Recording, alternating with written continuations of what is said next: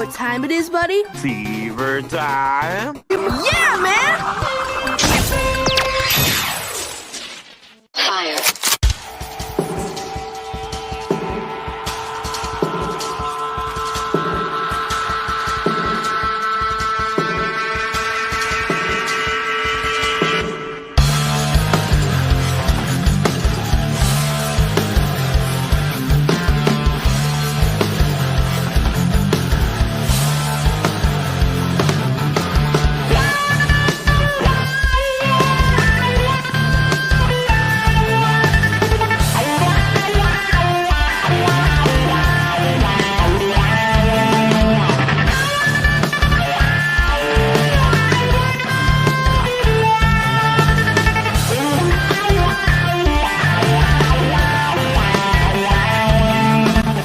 Everything that you carry,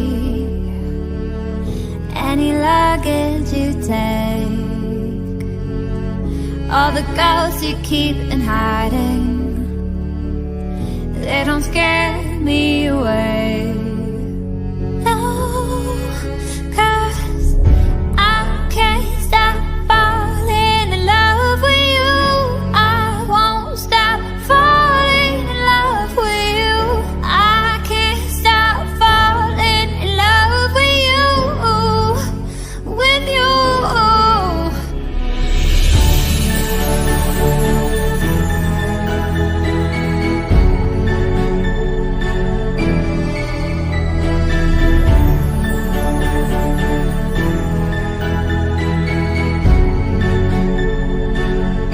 There's a past that keeps on calling,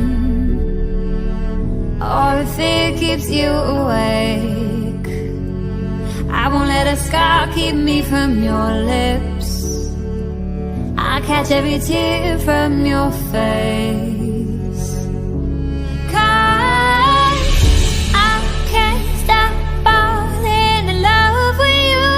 I won't stop falling in love with you. I can't stop falling in love with you, with you. I can't stop falling in love with you. I won't stop falling in love with you. I can't stop falling in love with you.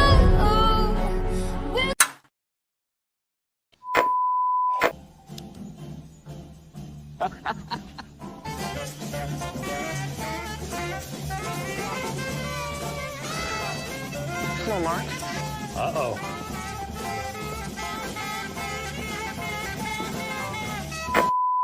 You'll draw him in like a moth to flame. I am less afraid.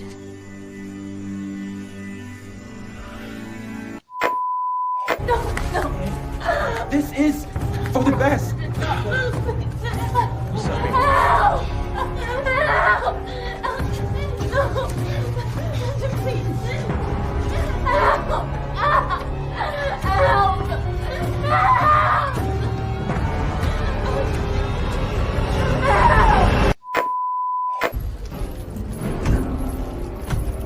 Let me adjust the microphone for you.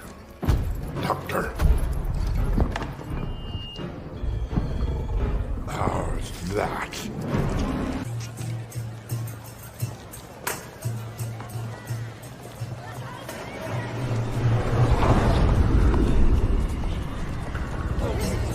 Have a nice night. Well? Oh, what? Now we dance. Oh, no. It's not for you. It's for them. But I have to go. Now we dance.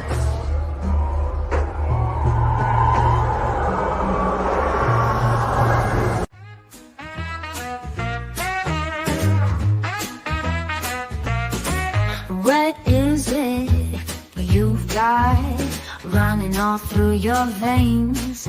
Well, I'm here to tell you, you've got the fever, and it's hard to tame. What is your passion? And baby, I'll tell you what my pleasure be. Well, it's fever for the showing, Be it horror, thrills, or fantasy. They give us fever with some sci-fi. Baby, we'll burn until we supernova all night long.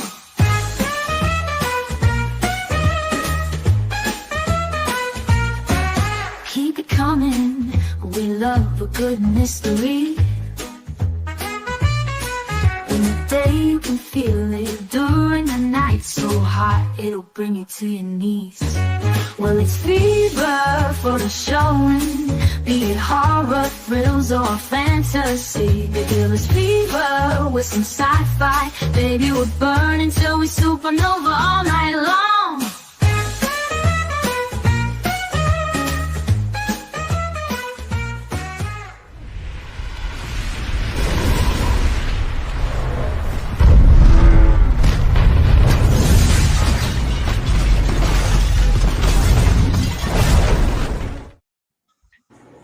Welcome, everyone. Happy Wednesday hump day to you all. Hope you're having a great middle of the week. We're here to talk about some awesome Yellowjackets and Severance. There has been quite a road so far in the two TV shows in the series so far, and we're going to do our best to dive into it tonight and see what we can remember from the past and how it connects to the future and where these shows are going to go. And joining me, as always, my awesome co-host, my bestie, ride or die, Miss Dana Marie. How you doing tonight, hun? I'm good. I'm so excited. I I'm know so you excited are. to talk. Yay. So much. There's a lot, right? Like we got quite a bit to unpack tonight. Yes, I'm excited. And joining us again, one of our, as like I would say, our new co-host, someone who we've been working with a lot lately, Mr. James from The Walking Dead Explained. How you doing? How's your Wednesday going? Going great now that I'm with you guys talking about two shows that I'm sure is about to break my brain. Yeah, we'll see where we're at by the end of the night, right? There's quite a bit. We might have to do a part 2 to get through it all. There's quite a bit. But we're going to dive into all that real soon. We're going to see who's hanging out with us in the chat. And also, go ahead, if you haven't already, check out the poll and let us know which show you guys would like to dive into first, Yellowjackets or Severance. Because we got some clips, we got some things. We got we got some numbers to call, Dana. I know. I know. I got them programmed, ready to go. Right? That was, if you guys were with us last stream, you know that was creepy, and apparently there was more than that number. I missed it. We all missed it, I guess, because James told us there was another number from a past season. So Yellowjackets just breaking out the creepy phone numbers. Who knows? Dana may even text it. Yes, message. that was some hot dog water, Scarlett. Yeah, it was. That's good, Dana. So you guys actually called it? We sure did. We called it live, and oh, nice. Look, they got me because when I called it, I had the headset on, right? So I called the number, and I'm trying to press speaker real quick so we can all kind of hear on the mic, and it kind of has a jingle, but I didn't hear what the jingle said, so I'm thinking it's a business. And a guy, it clicks over to like somebody picking up, and a guy answers for a second. I just hear like a dude's voice. So I immediately like hang up because I don't know. I freaked out. I panicked.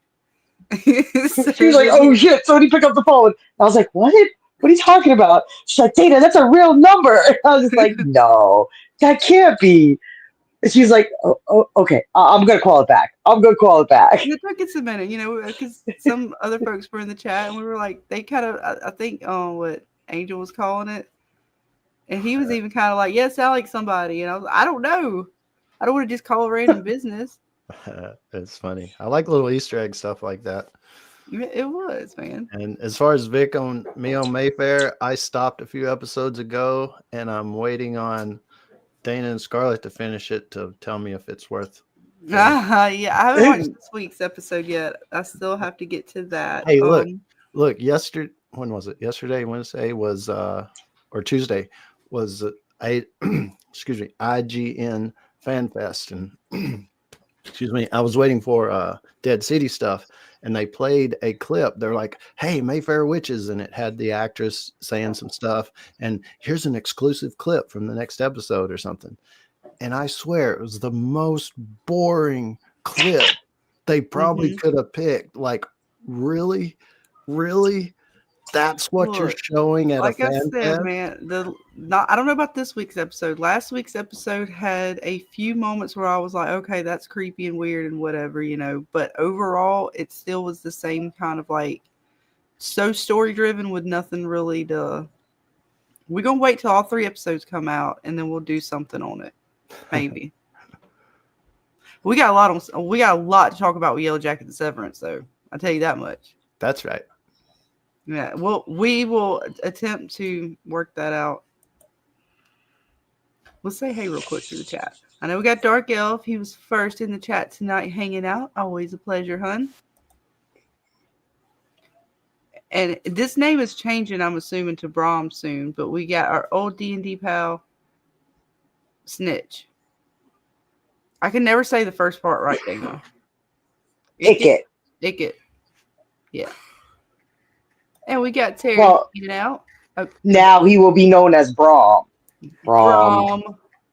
Brahm. We got Terry hanging out with us tonight. Says, hi, everyone. I'm in a parking lot waiting for Nikki to get out of practice. Showing some love. Well, it's good mom to see she's getting her kid, everything, while still hanging out. Appreciate you. And we love you. Yes, love you. And we got our awesome Mod Vic hanging out. And you're right. You know what? She could have tried. I would say she could have tried a little harder to take on Elgin, but one could argue that baby wasn't going to let her. True. What's up? It's to do our team captain for D&D.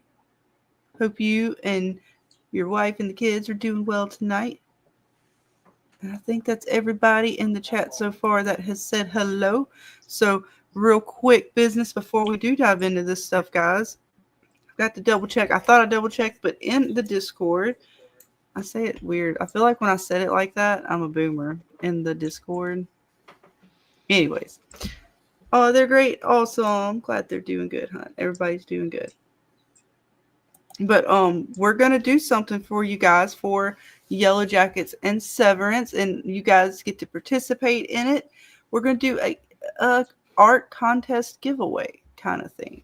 So for Yellowjackets and Severance, there will be or should be a channel under them for fan art, and basically by the end of the season of each show, you guys put in your fan art in there if you would like to participate in the contest, and we will show off your art live on stream after each show ends its season, and have a little contest, and the winner with a little prize. We're not sure exactly how the prizes are all going to work yet, but just know that if you guys want to participate, go ahead and get that art in. It doesn't matter as far as what season it comes from, as long as it's from the show. Keep it classy, though.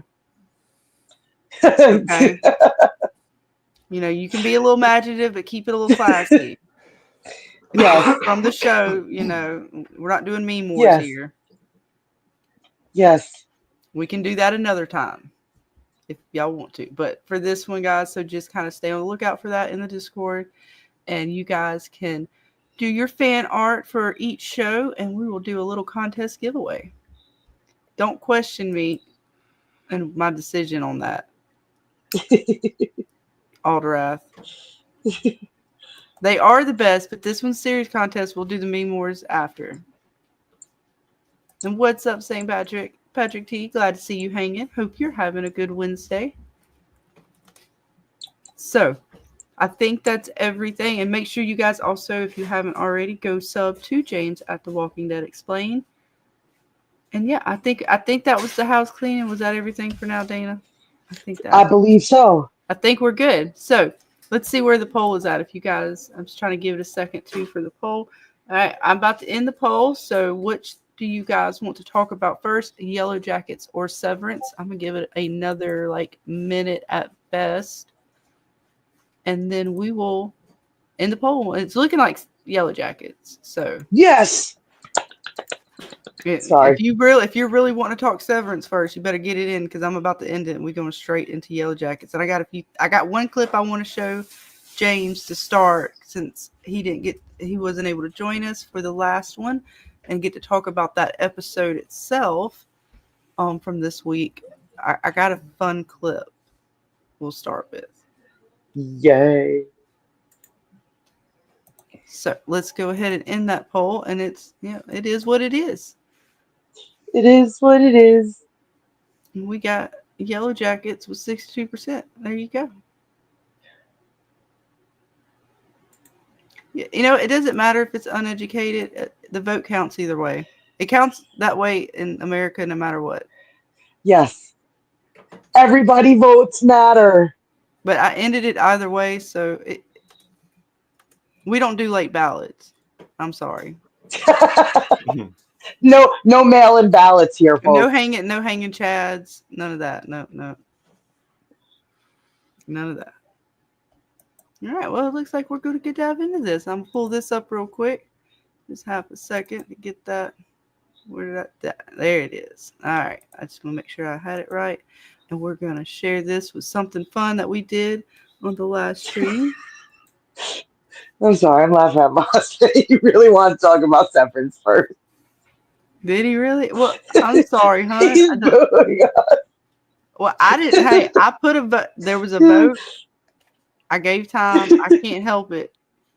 It is what it is. Too. I know it's gonna be hard. Well, you know what? If we don't get to fully get into Severance, I will do a part 2, and we'll dive even further into Severance. And if there's stuff that you guys want to talk about, particularly when it comes to Severance and like comparing stuff, put it in the Discord under the Severance channel. That way, if we don't get to it tonight, we will do another stream and get to it on that one. But let me present this. I gotta click the right button, Dana. You know how that is. Push them buttons. Push them buttons. I know. I gotta find the right, and then I gotta find the folder again. Live streaming's fun, guys. No, I'm just kidding. And I'm almost there. Okay. So, James, do you remember in this week's episode you watched, right? Mm-hmm. Do you remember when Misty and Shauna are in the car and her brakes are like cut or whatever, and her car's fucking up? Mm-hmm. And you remember the song being played during that? No. It was a Limp Bizkit song. Oh, where was it? Mm-hmm. It was the one, it's all for the noogie. Come on. So, apparently, it jarred my memory of a commercial. And I thought it was an insurance commercial, but it was a CarMax commercial.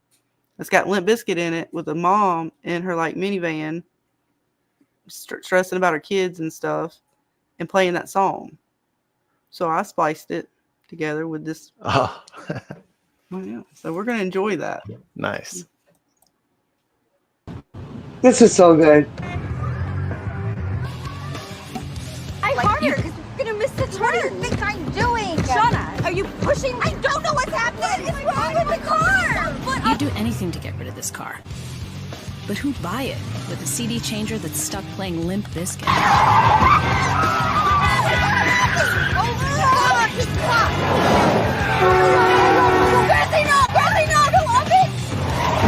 Over and over.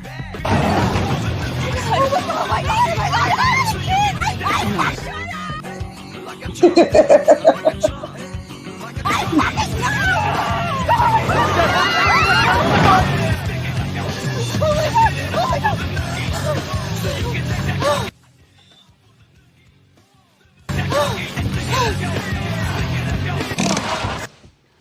Oh, and Lord and Taylor. Oh, that was a close one. That was good. It had Fred in it and everything. It did. That music that's playing during the Yellow Jackets moments is the actual music that's playing during the episode. They got it fucked with the audio. On purpose. I know. Like, as soon as I say, I'm like, are they trolling me? I was like, oh, hell no. I was like, I got to clip this together. I'm not That's crazy. Funny. What's up, Bill? That's I would have never put that together. Like, well, you know, when you watch too much media, that shit just lingers in your head. That's good, though. That's a good one right there. It was Good the job. same Good job. song. I was like, I'm tripping. Like when I watched the episode, The little girl in the back seat of the commercial was priceless, man. She's like, she's singing along the whole time. Like, it was good. And the mom finally loses it.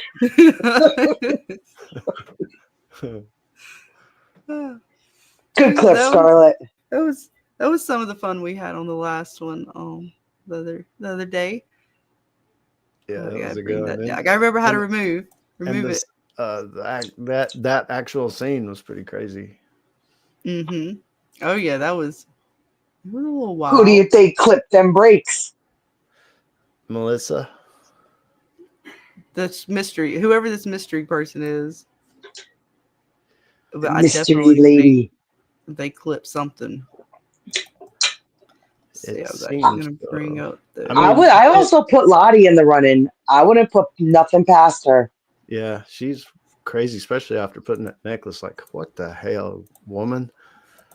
Right. Matter of fact, I'm gonna bring this episode up for now, so we can. And you know, they may be trolling us or whatever the new hip word that kids use these days, as far as you know, it's not Melissa. You know, it's something else or someone else or something that's doing all this. Like delivered the tape and or it's two different people. Maybe Melissa walked in the bathroom, but it's somebody else that's doing this other stuff or something. Well, it's right. When we were talking about this and the necklace, because the last one we see wear it is Natalie, and she becomes leader. And again, I didn't rewatch through the first 2 seasons, so we were like, well, I guess it's the leader necklace. But when I was going back for tonight's stream, Natalie was given the necklace because she was chosen. Right. So that's really fucked up. That's really, really, really fucked up.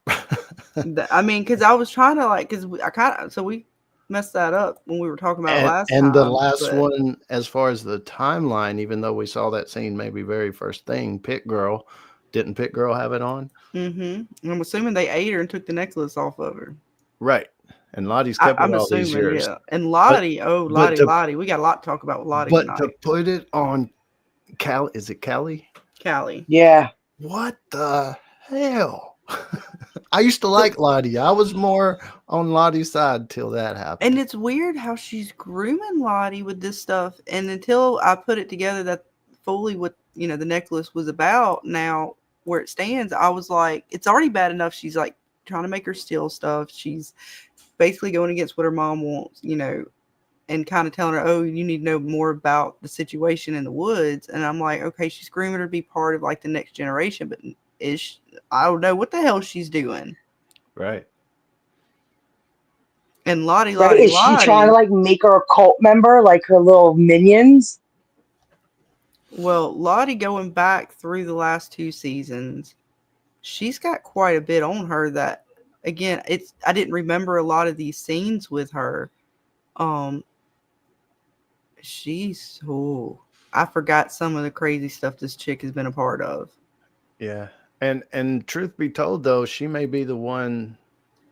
I mean, she's embraced it, which is crazy because it's crazy, but she does seem to understand it better than anybody else as far as what's going on. And Ty and Van are just now getting there, like, oh, it wants more, after they saw the coyote and the rabbit thing. So it's like, I have a question. They came out of the woods, they got rescued and stuff, and supposedly for a lot of years, nothing happened until it started happening again, right? And that I believe so. And that happening was, what was it? I see it as Travis's thing he did. That's a weird, because Lottie was a part of that, and it had symbols on the ground they found, and that stuff. Yes, and watch that. But Travis kept saying it's back. Right, so I'm thinking that caused the whole thing to start in motion, and that may be what's on the tape, actually. And I wonder if Melissa is a part of it all. Does she like have something to do with it, or is she trying to fight it, or like what part does she play in that? That and all of this still now makes me lean towards Mari, because you mean to tell me that okay, they had their little Melissa and Shauna had their little girly fling in the woods.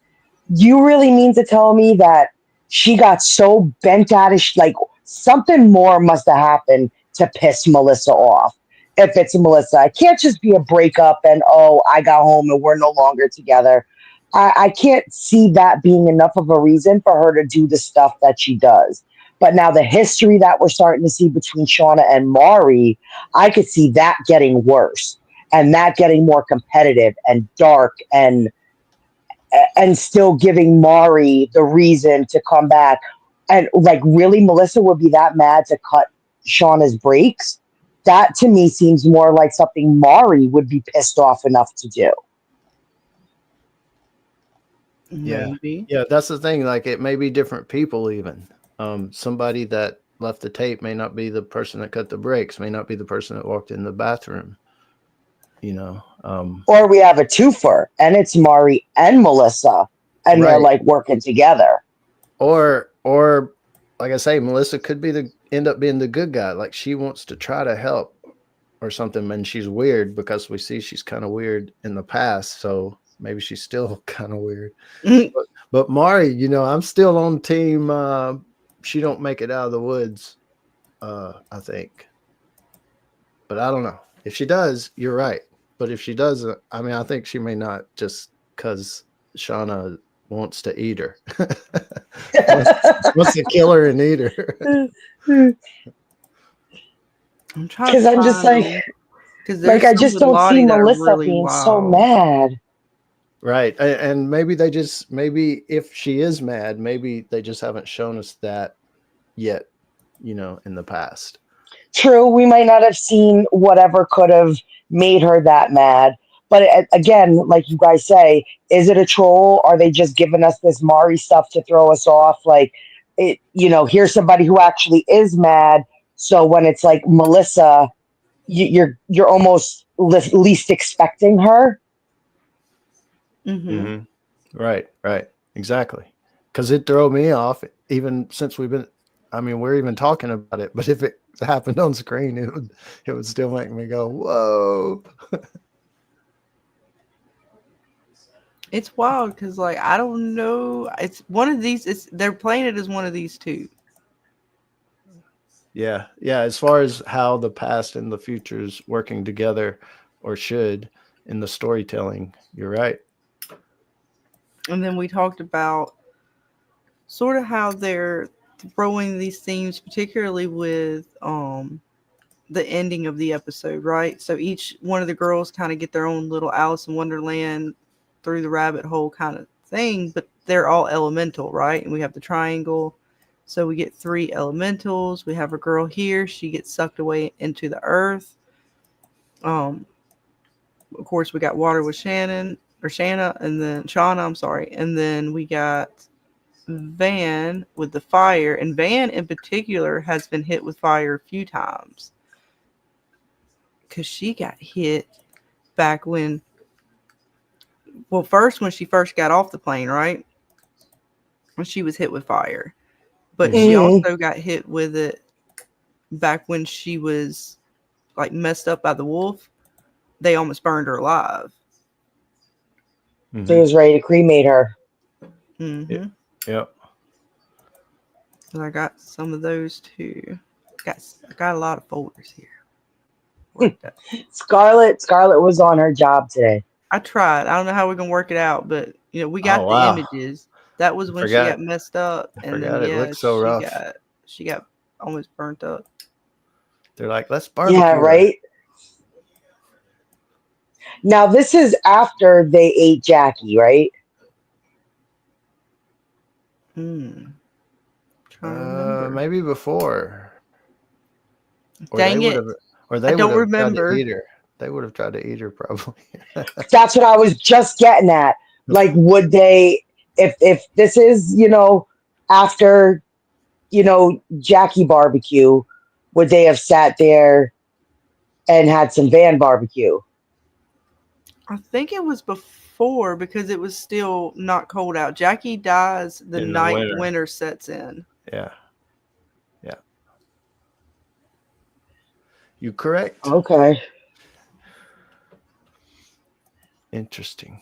Interesting. Then we Fire, also water. have, okay, so there's Jackie with that. We also have our girl in the plane with weird teddy bear that combusts and causes the fire.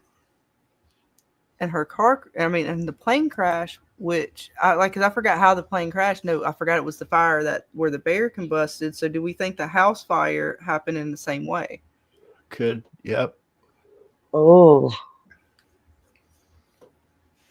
Man, I'm going to have to rewatch some of the first. I know. I know. That's why I was trying to go back through. And I swear there's some images that I thought I had. It was a long day. If not, like I said, we will compare as the season goes either way. Because Lottie's got a lot. There's a lot with Lottie I thought I had more when she was in this scene because she flashes to where she's like walking in a hallway and there's candles and shit. I was like, fuck, I know. I was trying to find them when we really start getting into Lottie's stuff because there was a lot of stuff. This is Coach's dude where he was tripping. And again, they do the weird like VHS like tape glitches when they're doing their like messed up visions, memories, all that kind of stuff. It does the weird like TV glitch. I don't know what that's about. Van's, VHS collection, and now we saw the commercial on it and stuff. I think it's that thread, right? Because it's in the intro too, right? And there's poor Jackie. Kids these days don't know VHS. Right. There was this thing back in the day called a VCR, and you had to put VHS tapes in the VCR because there was no such thing as DVDs. I know, by now DVDs are out and everybody's streaming. Right. That's funny, Dark Elf. I laughed out loud at that one. Oh my god. Because it's funny, but it ain't right, man. It ain't right. But you can't help but laugh.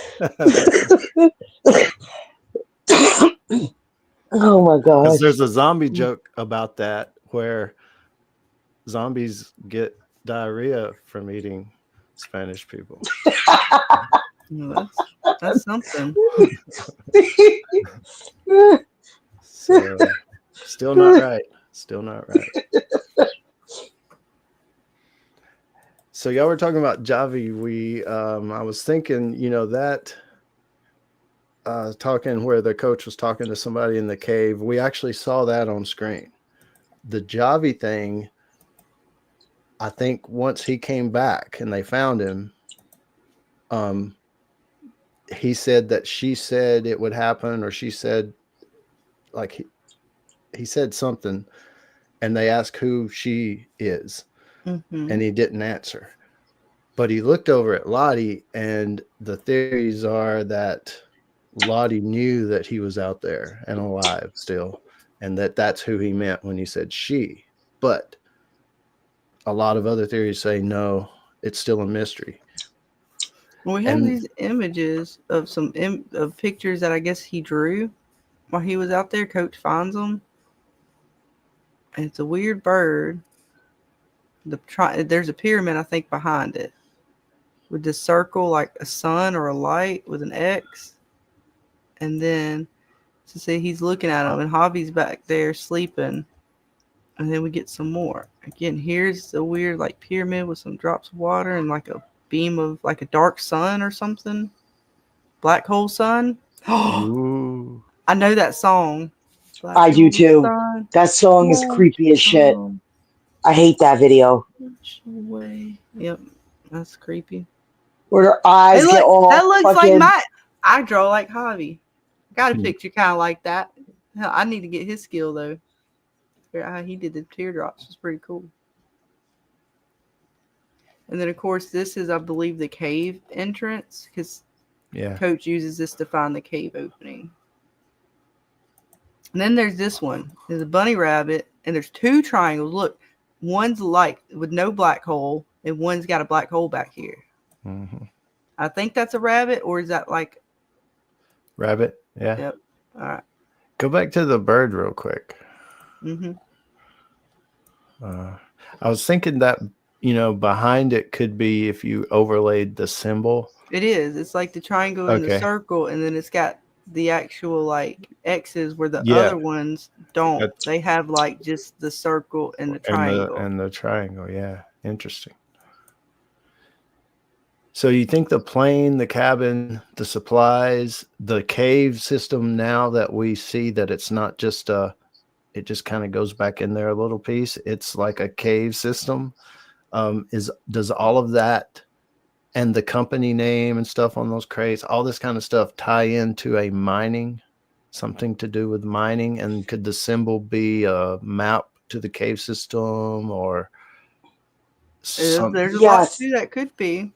Some of the girls in our chat the other stream were actually saying that there's alchemy symbols because they're in this area that they're in Canada. There was a lot of illegal mining done during that time, and there is what was it, mercury, or was it something else because of all the red in the water?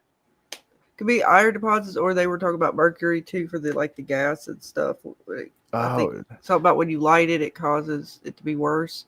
Right. The And that's so that the symbol could actually represent whatever element was almost like a warning. Like if they knew these gas things were around, they marked the areas where it might be toxic. Mm-hmm. And I totally forgot about that frame too. That's awesome. I forgot they did that. I know there was a lot, and there was quite a bit in Yellowjackets that I forgot about. And speaking of the plane, Lottie like walks up on it. She's checking it out. The bear was in there, and so was the necklace. Right? What was it? Hers? Mm-hmm. I can't remember because that's what a chick ends up with, right? She takes the bear. That's the cross. That's the necklace I originally was confusing with the heart. Mm-hmm. Yes. Yeah. And what was interesting about this is Lottie's going further. She finds a hatch. Down the lost rabbit hole we go. And she does. And this was, I believe, when like I said, she was going to the damn. Oh, it's so confusing. And I think she ends up. I want to say it ended up with her going like into an elevator and then back out into the mall, where everybody was sitting at the table. I forgot all about this scene. Somebody, we need to get you out of here. She was cold, like she was shivering, and then she pushes her back out, and she ends up like back out in the snow. Lottie had a lot of trippy moments in the 2 seasons, in this season as well, like that I totally forgot about. What do you guys think? What is the deal with Lottie? Like, she has a lot of really trippy ass scenes. Yeah, I don't know if in the forest, whatever, has anything like is manipulating her at all with her already medical issue of being whatever is wrong with her. Right. That's what this friggin' show does. It like gives us something that's like, oh, see, it's supernatural. See, look at that. And then it's like they give something to almost dismiss it or prove it wrong. So they're constantly flip-flopping with us. It's like a total mindfuck. They have us like, oh, supernatural. Oh, but fucking gas? What? Some bitch. Like, you can't decipher just. And it gets like, to damn you. it. There's a lot, like, cause they find the symbol in several different places. I swear to God, I'm about to get mad at myself because I thought I had these screenshots in here, but I feel like I'm missing some. But there was a lot of stuff going on. I hope I didn't put it in the wrong file folder. Oh yeah, Lottie killed the bear. Yeah, that's what like is one of the things that shifts me to okay, supernatural versus not, you know, because how do you explain that? Right? Like the thing was just like, kill me. I'm good. Yeah, like, you know, that don't happen. It sure as hell doesn't. It Yeah. sure as hell doesn't. And that was a big old bear. That wasn't no little like sickly looking bear or, that shit was like you saw him, that shit stood up. It was like it Yeah. towered over her. Yeah. That was a bear. And yeah, I don't know. Like this last episode, it was great. No, I'm not saying it was bad really in any way, except I did think, like I say, I need to watch it again. But on the first watch, um, the gas, when the gas was getting to them and like all of Mhm. their little separate stories, um, that was all good stuff, but it seemed to like go on too long. Like that was a lot to play out of hallucination stuff, especially when they got together in the classroom there. It was like, where's this going? And by the time the coach saved Van, we find out it's a gas or something. But a lot happened in all of that. Right, but what are the odds that all, like, I know they're in the same location, so it's very plausible that they could have all seen that commercial and been exposed to the ice cream commercial. But what are the odds that that specific dude is going to be in their shared vision? Like there's got to be some significance to him, and I'm really starting to lean more towards, if it is an entity of some kind, that it's taking this form because it is something that might be familiar to them, because it's just such a creepy fucking thing to have in an ice cream commercial. Like he looks so out of place. Like you think ice cream, fun, yay. Maybe it would have been a clown or a character of some kind. A creepy fucking dude with like scraggly black hair with like these weird, like he looks so out of place. It looks like a horror movie. It doesn't look like a come to our fun ice cream parlor. Like I'd be like, what the fuck is that? I'm not going there. Yeah. Yeah. Yeah. It was Like just dude looks weird. possessed eating that ice cream. It was definitely weird. Do you see kids wanting to be like, Mom, take me there? Look, I know we had there were creepy stuff back in the day, I'm sure in the 80s and 90s when it came to commercials and like different things, but was it really that creepy back in the day? What No. Did you guys take anything from the phone call? Like get anything Well, I hadn't got past the creepiness of it all yet. Because it glitch in and out. Mm-hmm. Oh, there was some stuff on Reddit about it. And it's creepy. Look, the way I think about it is the guy that's like the real voice person, he used to work at that ice cream parlor. And he sounds disgruntled as fuck. Like his soul has been sucked out of him from scooping ice cream for 34 years. Yeah, it's very weird. That's what happened. That's his There's spirit. a whole transcript of it on Reddit. Right. So my thing is, if this thing turns out to be a disgruntled ice cream parlor dude, that's going to be, I don't know if disappointing is the right word.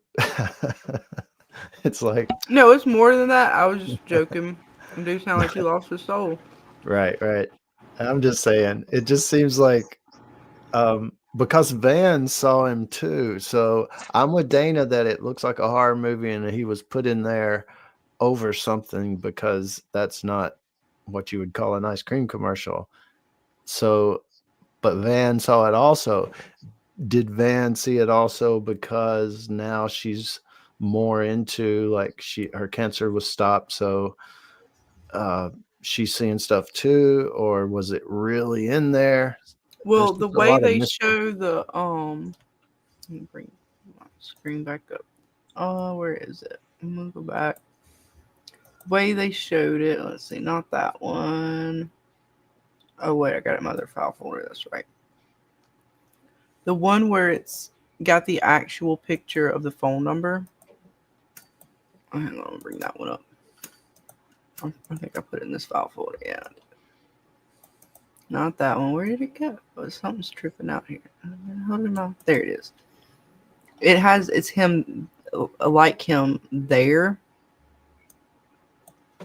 So And this is the advertisement for the ice cream parlor. So he's Aussie. Yeah. That's just weird. I would have thought the same thing, like it was they were just seeing something. But the phone number with it makes me think that they're trying to connect that a little bit more. That's just weird. Like in a million years, if you'd have asked me before this episode, do you think it's going to be like a crazy ice cream parlor owner dude? I'd be like, no. It was super creepy. No, it's just so random, and it's just so out of place, and it just doesn't fit. But I'm for it. Like I say, it was weird a little bit. Yeah, want to go over the phone call? We can call it real quick and listen again. I mean, and then I'll shoot it the text. Ooh. Let us know in the chat. You guys want to listen to that creepy ass phone call again? I don't want you guys to get me possessed right here live on the internet. Okay. No, you can do the phone call. I'm just kidding. I'll call it real quick. I remember speaker.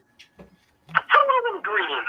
Thank you for calling Ozzy's Homemade Ice Cream, purveyors of fine sweets and treats to the greater Piscataway community since 1981. Hello? Yeah, this is Ozzy's, the homemade ice cream place out on Route 9. As of now, our scoops are broken, our pie plate's cracked, and our doors have closed for the last time. 34 years. Well, if you reach us during our regular business hours, we're sorry we weren't able to chat. We're likely scooping out eye-popping delights for our customers.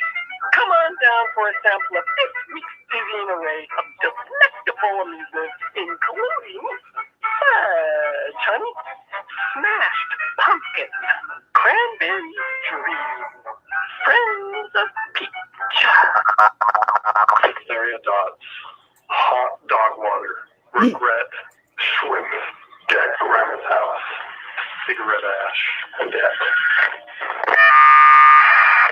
My wedding's Valentine and mighty Boston cream pie.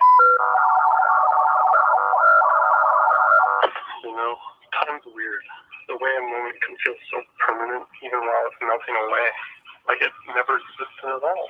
All we went through to get here. The endless swirling of cream and sugar, churning broken in the dark. If you're calling outside of our regular business hours, we hope you'll try again later. Better yet, come on down to our bright and shiny, family-friendly location to try all of our amazing flavors. Memories meandering like a web of cotton candy. That bell above our front door, I can still hear it ringing now. Ringing. Thank you again for calling, and we hope to see you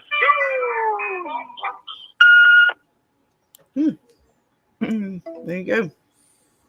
We're Creepy. still alive. Creepy. We survived. We did. And I texted both numbers, and I did not get a text back. Oh, damn it. It's funny. That's a real town. I don't know how you say it, but it looks like you say it Piscataway. You got it. Piscataway. It's in That's Jersey. Piscataway, Jersey. Yep. Piscataway. It's like, how far is it, babe? Would you say like an hour? It's From like an you hour guys? or something from us. Yeah. Oh, wow. Cool. Yeah. it's We've like been looking because if we found it, we was going to road trip it, but we no. haven't found, there's nothing. like a real Nothing. Yeah. It's like an Indian word. Looks like Piscataway. Yep. There's nothing. But then again, I was like, they do film in Canada. Right. So it could be that we're not going to find anything in Jersey. But if it was there, we was going to go. They was going to road trip it. Inspector Welcome Hunt, he was going to go with her. And he was going to go first, right, Dana? Yeah. He sure was. He said he volunteered to go in the doorway first. I mean, Yes, he did. It's just crazy. I mean, I don't like, the grandmother. Mm-hmm. Yeah, it's just very confusing to me. Like, a whole bunch of my theories just crashed in a big fiery crash off a cliff, and boom. Well, it's weird, like, because they're continuing the eye theme. That's a big pull. But this whole place was creepy. I'm sorry, even when they went there after the fact. Like, I know it's run down, but it's still creepy. And what's up with the tricycle? Again, why did the show make reference to show it like it was something? We gonna get it? Like, literally, we're calling it it? Is it like it from the movie? And is Right? Like, is this just the form it's taking right now? Is it in the forest? It no-eyed man? I don't know. Or Look, it says is no-eyed Phantom man of the tied to Sunday. it as well? I can only read one of the posters. It's Phantom of the Sunday. Yeah, I think the ice cream names are based on movies, maybe. Maybe. I think they said 80 in the call. It was like 80s/90s music. Oh yeah, bands. That's what it was. Bands. Yeah. Dark Elf said they ain't gonna sacrifice me to no forest Pennywise. Right? I'm getting that vibe, man. Like, what's going on? Yeah, I wonder if the no-eyed man is like an in-between. If you want to say, how does he fit in? He's an in-between between whatever it is and the girls. Mm-hmm. I mean, Van, she's getting healed after their little sacrifice with the candle and all that good stuff. Like, I wonder, would it still affected them the same if Ty wasn't with him? Like, say she died in the plane crash. Mm-hmm. Because this no-eyed man seems to be connected to her. Would there be something in the forest still, Well, going back, there was like a whole bunch of shots where they were finding the symbol all throughout the forest. Where the cave was. Ty found it. Right. And that's just, I guess, right now, one of the biggest mysteries to me. How does the no-eyed man and whatever it is in the forest connect? Or does it? Like, how does it? I go through. I got a lot of random. That was the wolf attack. That was brutal. Poor Van. It was not good for her. Poor Jackie. Poor this girl. Yeah. She did not make it. And going back and watching, I may have to retract some of my comments about Misty. She was crazy in this moment, but I don't think she technically pushed her. She just walked her back and off the cliff a little bit by accident. Yeah. Yeah, it wasn't on purpose. And she did try to save her. She went down there and tried to perform CPR, but she was it didn't work. So, but do you think if she hadn't fell off the cliff and started heading back saying, I'm going to tell everybody, I think Misty might have. I don't know. See, I don't know, because maybe I misjudged Misty slightly, not completely. Not sure yet. You more on the fence now? It's like Shauna saying, and who carries around a needle full of drugs? Right? I go back to that too. I feel Shannon. Everything Shannon said to her in that car, I kind of felt a little bit. And how funny was it? We were talking about it with you a couple streams back, and how like Misty be the one to cut your brakes, and then all of a sudden the brakes get all fucked up. It's like, damn. That is weird. That's fucked right? Up. Foreshadowing. We foreshadowed for them. We just straight up was like, yeah, that's gonna happen, and then it happened. I'm like, but it didn't quite happen the way we said it would happen either. How about it had a twist in it? It wasn't Misty. And this is where they were doing some of their sacrifice stuff, where they were like giving up something. And this, I think, was during the baby, when they were trying to help save the baby, and the placenta came out first. That was a brutal scene. Yeah, it was. And again, Lottie, we hear the wilderness and it hears us. Oh, this was so brutal. Like when I watched back on this today, it broke my heart. The baby, she thought it was real, and then when she realizes that it was, she wakes back up and oh God. I know. Talk about tugging on your heartstrings. Yeah, that's sad shit right there. It was a little brutal. But you gotta kind of wonder what would they have done if that baby survived. I honestly I don't would it know, have? man. It may not have survived either way, but it's just heartbreaking the way they played that scene out. Yep, they got us all with it. I thought she had a baby, and then it was not. No, it was so sad. Oh, and this was when Shauna got to beat the shit out of Lottie. I can feel it. You know that song? She beat the shit out of her. And that's what I'm saying. Mari better be careful. That's what's gonna happen to her. Shauna ain't no joke. And she's only got tougher. Right? And Lottie's so fucked up, man. She told her to do it. Like, no, let her. She needs this. It's fine. I'll sacrifice my flesh for her anger. Creepy chick. She Oh, and I beat the forgot hell this. out of her. Talking about your girl you love so much, Dana. Mari. Uh-huh. You remember her seeing this weird shit in the cabin? It was all like bleeding and shit. I don't. Oh yeah. She's the one who hallucinated that shit, that she heard something in the walls, right? Something like that. Like I said, I was going back through the seasons and I was like, holy crap, I forgot all about this. Like we need to She remember. kept saying, "Do you hear it? Do you hear it? Yeah. Don't you guys hear that shit?" And they was like, That's no, and then she tripped out and saw the walls bleeding. There's an episode of Simpsons with that in it, a Halloween episode. And the house was not a good house to be in. What's up, the Grumbledore? Glad to see you. Hope you're having a good week. Yeah. And I forgot about that. Hunger, I guess, will make you do crazy things. I think most of us, anyway, don't really know. Thank goodness. That's what she said. She said, oh my God, they're dead. Whoever they are. Was it the people who were here with the plane? The miners? If there were any? I don't know. Oh yeah, maybe the group attached to the supplies. And that was the map again. This is when the coach is checking it out.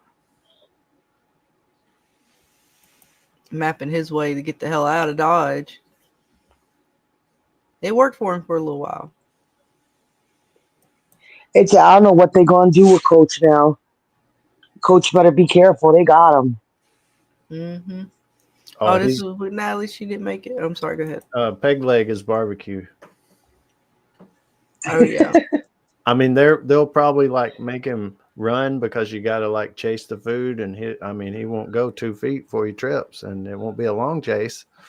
It just means they'll get to eat faster. We talked about a little bit on the last stream and thinking that they're not going to kill him right away. I'm assuming they're going to take him back to camp, string him up, and then a few girls may have, not that they're going to let the girls do it, but I'm sure a few girls are going to do some kind of digs on him, some kind of punches, something, before they either Natalie, young Natalie, saves him and lets him go, or they kill him in some manner.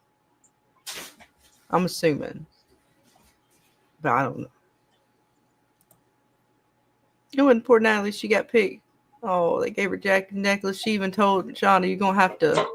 And there's a little altar with the candle. It's the candle, Dana. Remember, they've been using that candle now as well. Yep. But yeah, she got picked. She was like, you're going to have to look me in the eye if you're going to do it. She told her, you're going to look me in the eye, sweetie. Man, that's gotta suck. Yep. Let's see what else. Oh yeah, this is one of the ones where they found them. the little symbol in the woods. And I think this might have been with, was this when Lottie? Yeah, this is when Lottie was up there, like half dead, and they were going after were they going after Nat, and she's all freaking out and seeing the symbol in the house, in the woods, and she's all like half dead. And then she makes it. Remember, she was one of the miraculous things that the wilderness saved. Wilderness is kind of fucked up. Fucked up is an understatement. Mhm. Oh, this was the altar thing. Okay, we get the heart offering. Remember with the kid, her Ty's kid? Either Ty or Ty's kid did this. I don't think we ever got confirmation on which one did it. The altar in their house. I don't know. That's if her kid fucking chopped the dog fucking head off. Remember, we didn't know. The kid was being weird, and so was Ty. And so we don't know if Ty did it, or I don't remember if we ever found out if Ty or her son did it.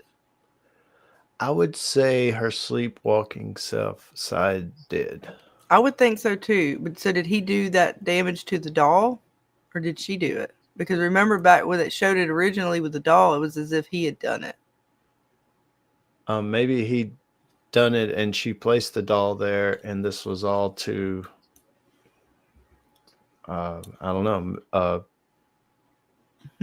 try to give something to the kid or pass it on to the kid or something. I don't know. I don't know either. I know it was, again, one of the things that I was going back through. I was like, oh wait, I forgot all about that. Sorry. Yeah, I wonder if we'll ever see the kid again, because that was just something they did, and then he's gone, and then you're like, what? Mm-hmm.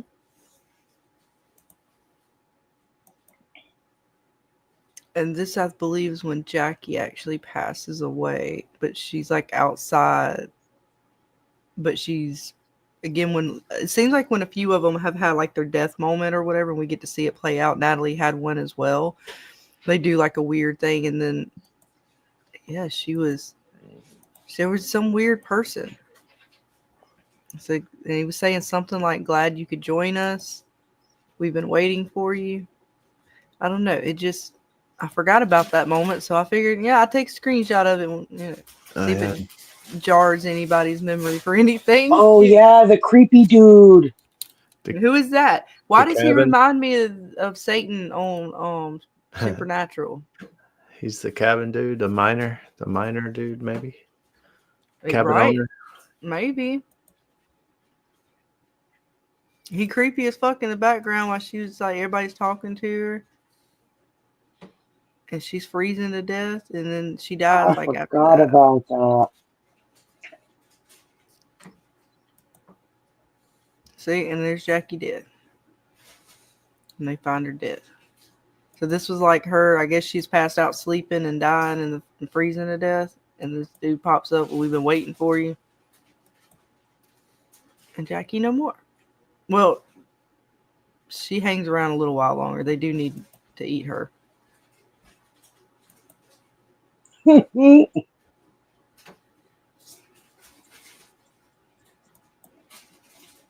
Poor Jackie. I know. And again, Lottie, remember this was like what, the bear heart maybe? She took and put in her little wood altar as they prayed to the wilderness and said, and let the darkness set us free. Something like that, yeah. Something ain't right with Lottie. She done lost her mind. I'm sorry, but she crazy because she did a lot of these ritual things, and I don't like. Oh, and this was our girl and her mouse friend. Did we forget about the mouse? Oh, we can't And it was dead the whole time. Yep. See that shit was fucking so dead. How Ty looking at her? No, sweetie, it's dead. Creepy. Like really dead. Like that just like It's fucking mummified. Yeah. She's walking around with that shit in her pocket. But the girl likes animals, you know? Right? She sure does.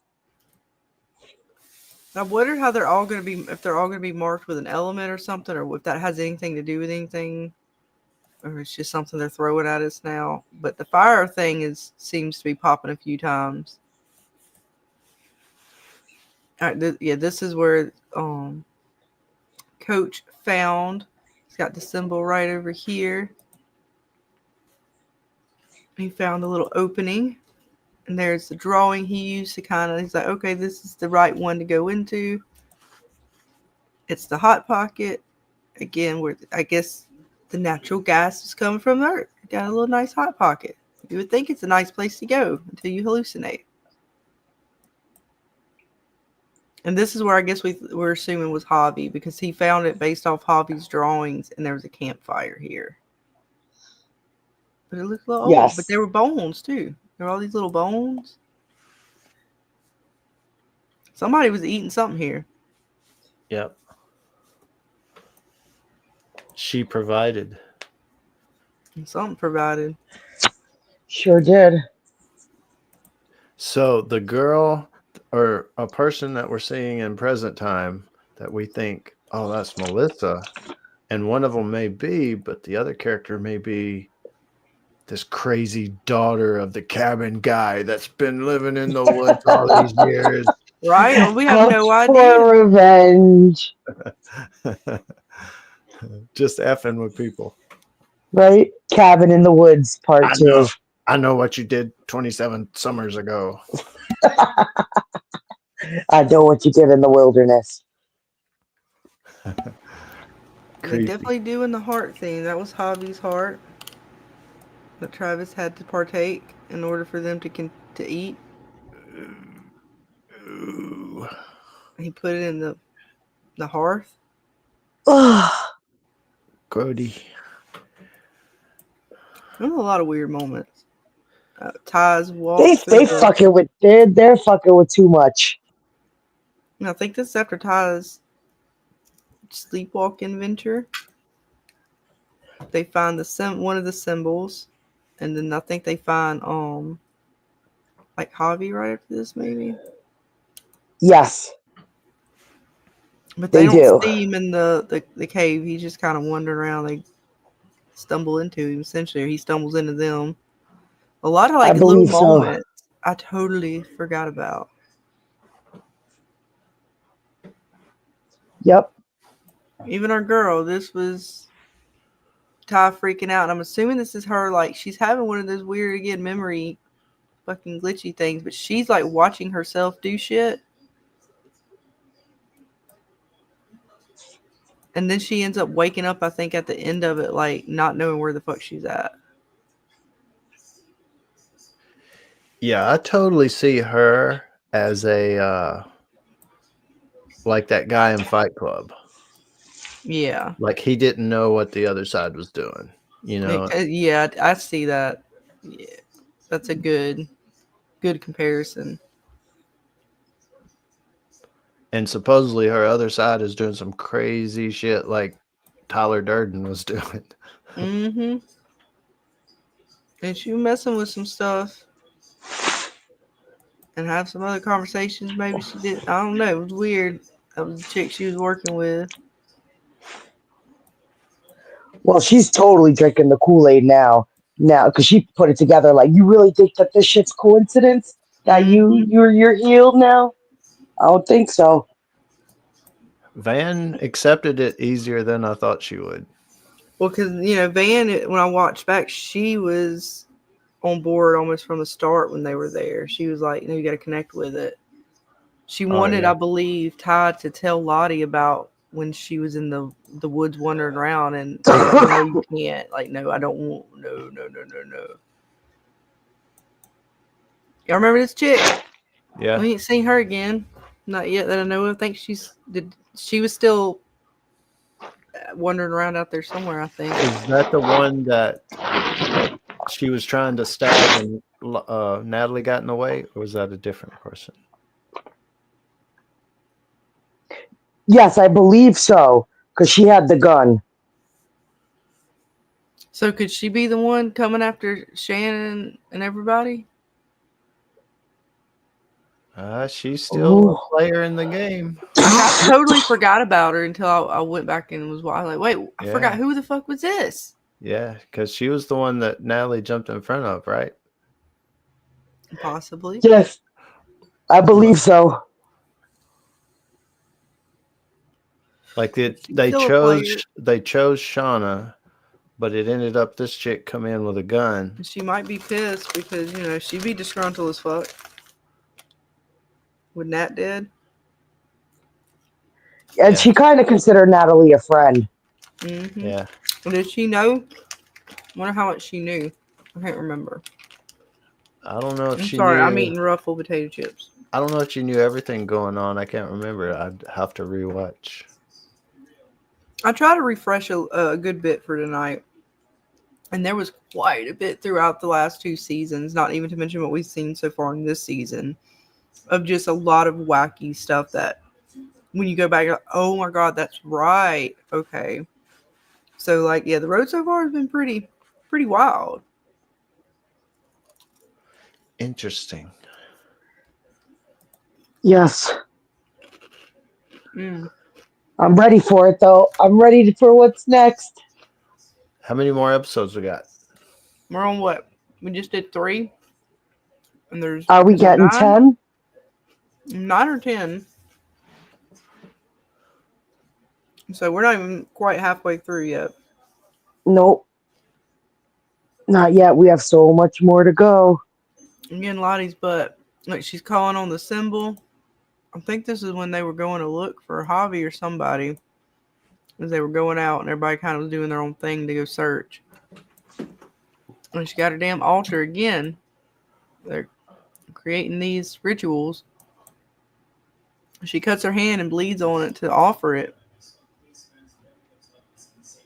Yeah. Creepy bitch. Pretty much. Trying to go through because I can see all the ones that I got. Yeah. And we did that. And everybody goes down her other little trail. Yep. Do you want to try to play that clip you have before we start talking about Severance? Mm-hmm. The long one? Yes. Alrighty. We'll end off with that.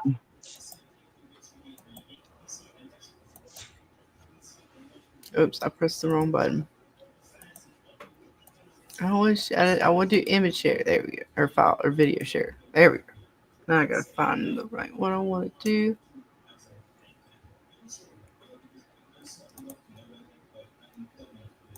Alright. And this is when Lottie is kind of telling Nat, or Nattie's kind of asking about Travis and stuff. Pretty wild. Just where we are so far, do you believe Lottie at any point so far? No. No. What? She's being totally truthful. Not at all. Not at all. I could so see her planting the seed like, you know what you have to do. He knew what he had to do because he wasn't really into that. So I could so see her giving him some shrooms, like, we got to do what we used to do from back in the day. Take your medicine. And she's totally fucking manipulated that situation. Like she's making it like he came to her.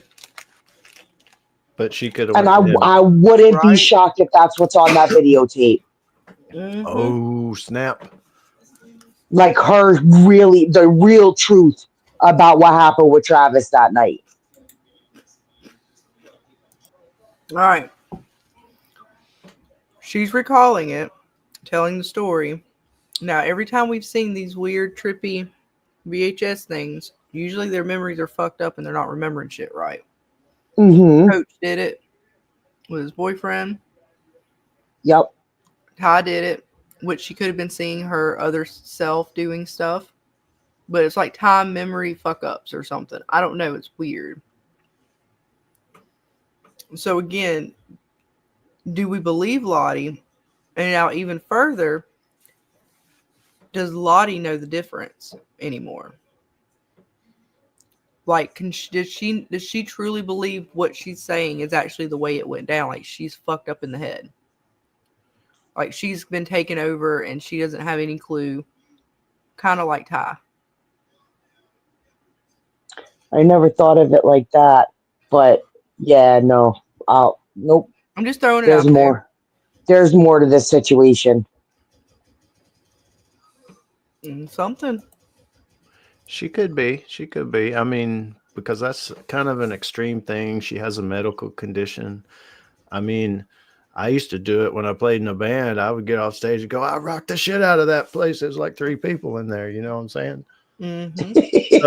So you know, you can go places in your brain. And I think she's went. And maybe she was always always like that. Well, I know. And the images were not in the file folder, so I must have messed up somewhere tonight. But I thought I had the clip of it too. But when and I'm gonna get it for next stream. When Lottie is in the hospital and they show back when she's young and they're back from the woods, and her parents are like, she hasn't spoken since she's come back, and they give her the Harley Quinn treatment of electroshock therapy. She has these flashes and stuff. And it does some similar things. I can't remember. She goes down like a hallway. And it's like, she goes into this room where all these candles are and stuff. Like an altar. I don't know. It was weird. But all of this whole memory that we're watching right now is about to get really weird. You said you saw something. The only way to confront the dark. I'll catch her. It's quick. I'm gonna see if I can stop her. You said you saw something. The only way. She's wearing that headdress. Is that? That's Lottie. Lottie. Yeah. That's Lottie. Just trying to catch it there. It's hard to catch it, but yeah, that's Lottie. Good one. Oh. And this right here, when she's cutting her hand, we saw a moment like that before with Lottie, where she cut her hand to sacrifice, or put the blood for the sacrifice on the altar, the little like heart or sunken in tree stump or whatever. That's the heart that she puts in that tree stump. We saw the images of that where it actually happened right there. She does this in the hospital as well when I believe their parents put her back in there after they come back, and there's a patient in there, and she puts her hand on her and kind of like she's freaking out, and she calms her down that same way. So going back to Lottie's like gifts, does she have some this thing's attached to her, or she's maybe got some other powers because of this thing, some more darker things, but could have Lottie had some kind of healing power prior to fucking with whatever this is in the woods? Why do I have a feeling that this memory is reversed?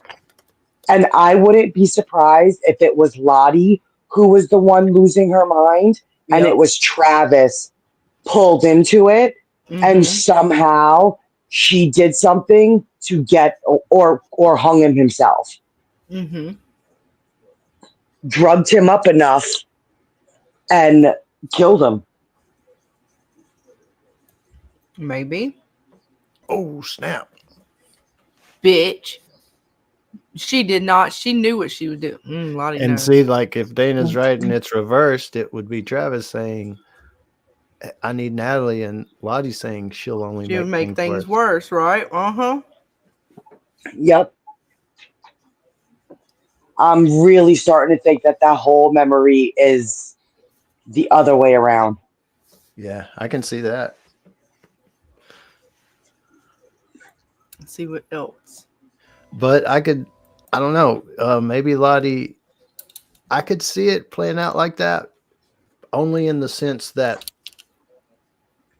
she herself didn't believe it had come back until Travis said, "Oh yeah, watch this," and it really did come to Travis because he was out on the farm and they're like in the city or something. Maybe it was something like that, but it does seem like it's reversed. I'm with you guys. Right? And that like she was seeing like all this shit and she was the one, it's back. We need to do something. And I could see the first person her going to would be Travis. Yeah. Mm-hmm. And Travis being like, I don't want to deal with this shit. Like, I'm clean now. I ain't like messing with you. And all it would have taken was her to drug him up somehow for him to fall off the wagon and be in a state to where she could really manipulate him. Right.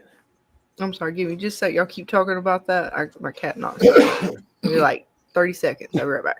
Yeah. I'm with you, Dana. It does seem Right? that way because that's just so like Lottie, you know, and I don't know.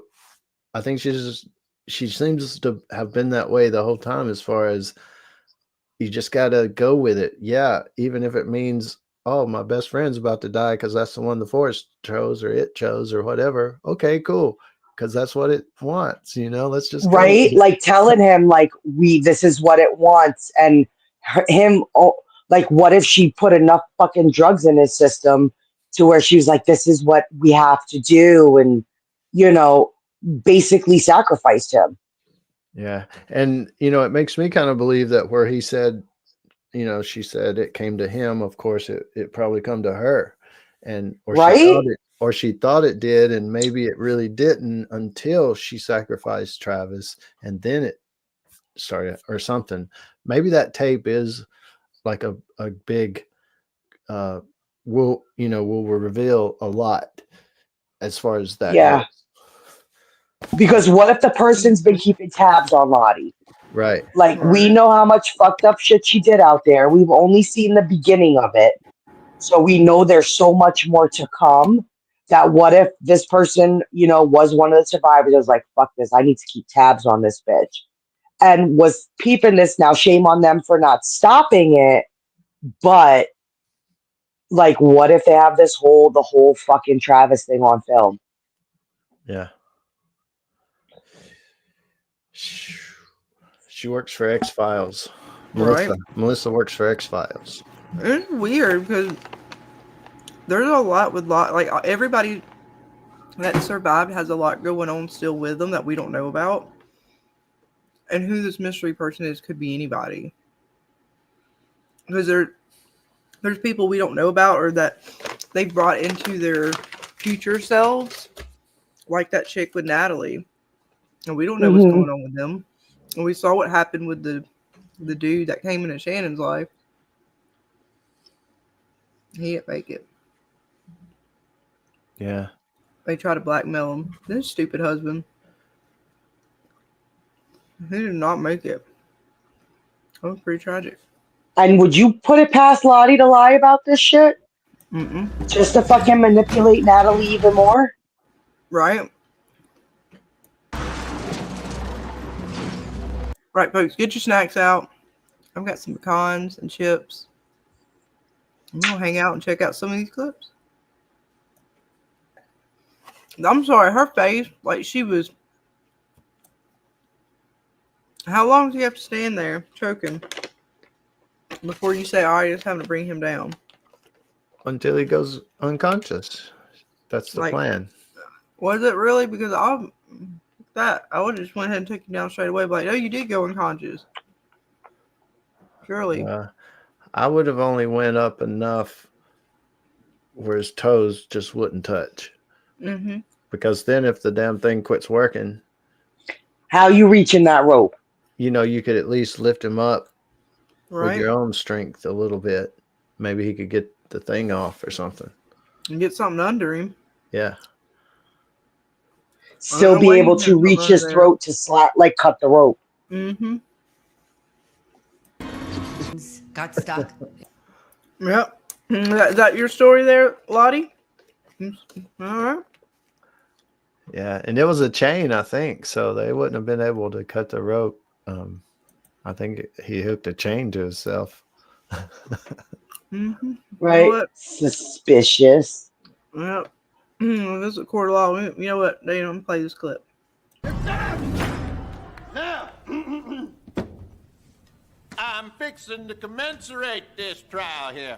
We gonna see if we can come up with a verdict up in here. Mm-hmm. That's a good one. Lottie, you on trial, honey. And we going over the facts that you may not have unalived Travis. So far, Natalie ain't believing it. It was. But I totally forgot about this part. What about you guys?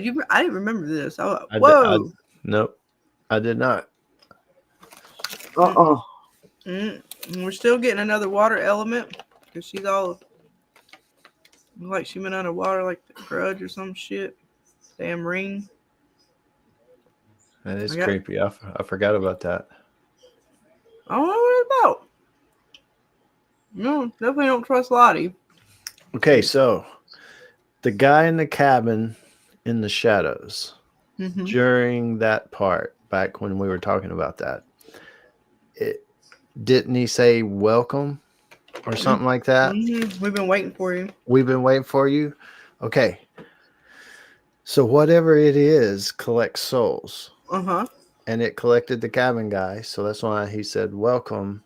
And it collected her, the one on screen right now. And so do we think all these souls are trapped? And everybody's in there, like all the, like Jackie and her, the plane pilot girl, and the cabin guy. That's why he says welcome, because there's this area that they're keeping the souls at, and I'm in here too. Possible or something. And not purgatory, but whatever it is feeds on souls. And maybe the no-eyed man is like connected somehow as well and collects them. Maybe possess Ty because I'm going to use you to feed me. I don't know. It's weird, man. Make your brain go. Right? I totally forgot that part right there, though. It was creepy.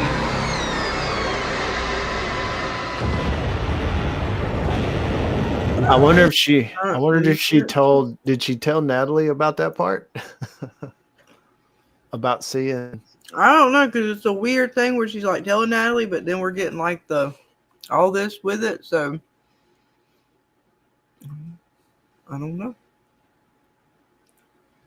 Interesting. But this is because this is like from the plane crash, and the girls, I guess their bodies getting consumed by the water. We're getting the fire in the water again, which is interesting. And then we got Lottie in the water. Wasn't there a moment? There was so much to go back. I didn't get everything, but was Lottie in the water when they went to the lake and have some weird little water thing like this? Or have we not seen Lottie in the water like this yet? Like if you remember in season 1, she has a weird moment in the lake. Yeah. Where she kind of just walks into it and is all kind of bugging out. Now, I don't know if that's because she's starting to come off her meds or whatever the case may be, but she has that weird moment where she's just like in the lake. Because she's reliving it as part of this shit with Travis in this memory.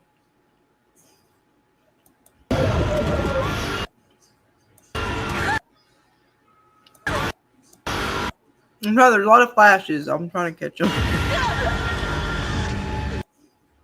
And was she not wearing like a red dress during this?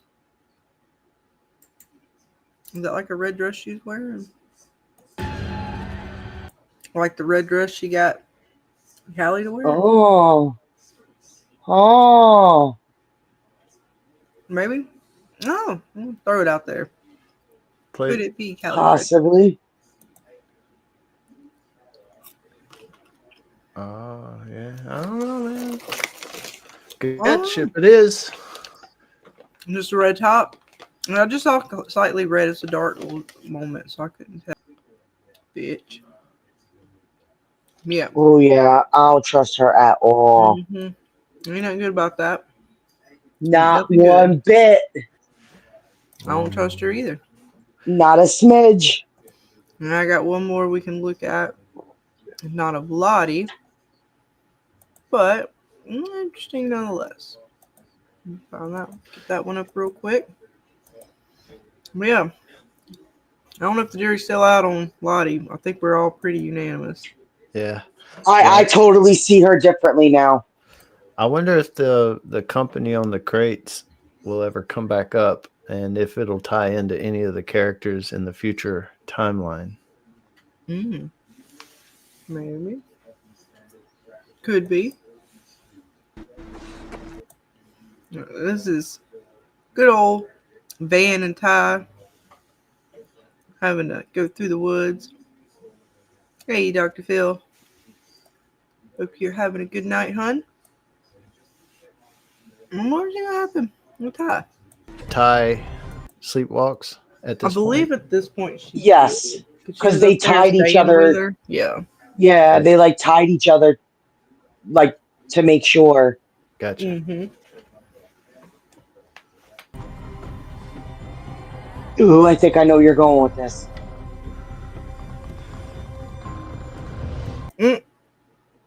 Oh, there he is. Here's the man of the hour. Ice cream. Yeah, I was gonna say Does popping flavors. Does Van see him? And would that have ended it? We don't know because it's weird. She's walking towards this area and there's a symbol here. I don't know if there was something, if it was just for her to be a sacrifice, which seemed like this thing maybe would keep Ty around a little bit longer, but I don't know. So you think she would have actually stopped before she went off the edge if Van hadn't have been there? I honestly am not sure. I would assume the way she was walking, she would have just walked off the edge. And maybe it's just a mirage, and if you go off the edge, you go into another part of the park, in a different part of the park. Possibly. Could be. How the fuck did I not wake up? What did you even use to... So yeah, that was, I don't know. And that's it. Those symbols are all throughout the forest. And they seem to be popping up where some weird trippy shit is. So I don't know if they're again, I don't know if they're related or not. Interesting.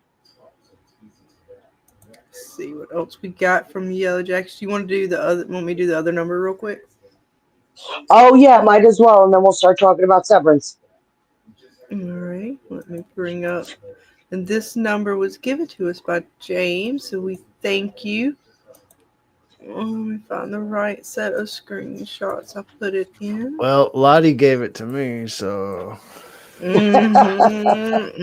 right, she up in there doing her thing. All right, let's listen. This was from season 2? Yeah. Yes. All right. We're gonna listen. It's still active. It's creepy as well.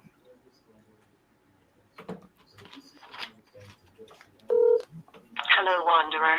You've reached Sunshine Honey's wellness community, proudly located at the former site of Camp Greenpine in majestic northern... It's not real. Do you ever wonder where you are? Are you somewhere feeling lonely, wandering between the who and the when, or flirting with the why? If so, hello. We are here and ready to believe you. But we're still here, and we're still listening. Don't be afraid to say the words that move the winds. We'll hear you if you hear us. That's creepy shit. I don't know what the fuck. Creepy. Do we need to hear it again? That was a shorter message. Yeah, one more time. All right, we'll do it one more time. You've reached Sunshine Honey's wellness community, proudly located at the former site of Camp Green Pine in majestic northern. Do you ever wonder where you are? Are you somewhere feeling lonely, wandering between the who and the when, or flirting with the why? If so, hello. We are here and ready to believe you. But we're still here and we're still listening. Don't be afraid to say the words that move the winds. We'll hear you if you hear us. Oh, hell no. They're still there, Dana. If we want to hear them, or they hear us, can we hear them? That's creepy. I don't know. That's creepy. And that's messed up that it's Lottie. Yeah, that's her place, right? Like if you called that place she had. Oh, so this is her wellness place or whatever? Yeah, I think so. Oh, yeah, that's Or that's where it was. I mean, it was at her wellness place where that number was. like the emergency phone line. Yeah. Again, Lottie. There's a lot going on with little Miss Lottie here. I don't know what to make of it all, though. And there's still so much more with just what they gave us in this last episode that we still gonna have to go down. Like, so I'm assuming it's after seeing Lottie's little thing and a few other things that we've seen that Lottie's gonna end up being the one under that headdress. That main headdress, the antlers and everything. Oh no. So much to think about now. And I wonder if this is now going to be a recurring, since they gave us a number in season 2, they gave us a number in season 3. I wonder if there's going to be more to this, because the new number says call back during like business hours or call back again. So I wonder if they're going to change the message. And it said when I was reading up on some Reddits from the second season's phone number that it was a different message at first, and then they changed the message for the season finale. So we have to dig deeper I have to look to see if somebody has up the transcripts of the first original message, because the second one was different for the finale. Interesting. Yes. Well, I can't wait to see it again. There's still so much more to uncover with Yellowjackets as the season continues. Lots more to look back on and compare with a lot of these characters. But we'll have to wait and see where it goes with it. You guys got any more? What else did you think about this week's episode, James? Anything in particular? I'll bring those screenshots back up. No. Nothing that I can think of. You covered a lot. You gave me a lot more than I even saw, and especially bringing back those old episodes. Yeah, now my brain's just racing. Right? It makes you think a lot and wonder about all the stuff that we've already seen and what does it mean and where are they going to take us as they continue to go down the rabbit hole, which, again, just the way the girls went into the caves in this last episode, they seemingly went down a rabbit hole. Van literally going through the door like Alice does when she enters Wonderland. It was interesting, and the way they got slapped by the wrist bracelet or the slap bracelet, how that progressed. Of course, Lottie even saying, messing with things or something like that you don't understand. That was all right, Miss Lottie. It was almost like she was talking about herself. Right.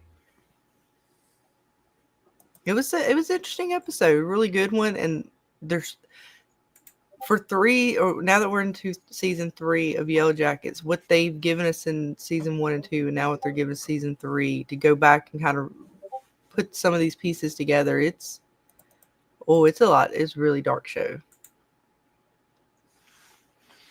Let's see. I know we got stuff on Severance as well to talk about. And I was going to start. All right, yeah, we're going to start with that. But let me bring this up. I took a clip of the intro so we can look at that because I know there's been some stuff with that we've been talking about. We click the right button to get to the right video share.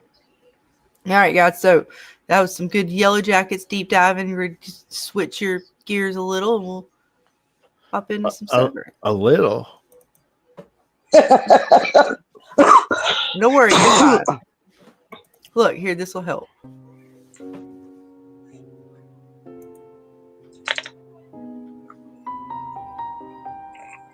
See, this helps, right? It gets you back into. It gets you in this mode. You'd be fine. No worries. That's where we are. Like, he's trying to figure shit out. He don't know where the hell he's at. He's got so many different personalities going on right now. Look at the babies. Look at all the babies. Baby. My Severance baby. I feel like Mark right now with the Yellowjacket Severance thing. My brain is like severed.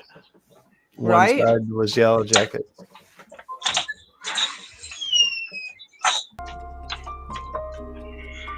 Oh, yep. See, there's poor little severed cells. Poor guy. He's pulling it through though, and I love it. It's like it was Irving. Okay. And the paper clips. Yeah. Okay. So if you go, like I say, I haven't really fully traced it through, but I think the intro is a timeline, and that Irving cup and the paper clips are pretty much within 2 episodes of each other or something. Right. So if you say that, kind of know where that is. If you go backwards, you can see that when they were pulling the chip out of the brain, maybe that's when she flooded it. The babies before that, Mark and Helena had already, did the thing in the tent. So, and him walking down into the basement with the flashlight toward the start, that's Regabi or whatever her name is setting up stuff. And because then he walks on the water and he sees Helena and Heliar, and that's because she starts the treatments. And, it's, I think it's a timeline. It could be. That's why, like, when you said that, I think, what was it? Last time we spoke, I was like, well, let me clip the intro for us to be able to kind of look through as we go. And you guys in chat, let us know too if there's something in here you guys really want to talk about or hit on. Feel free.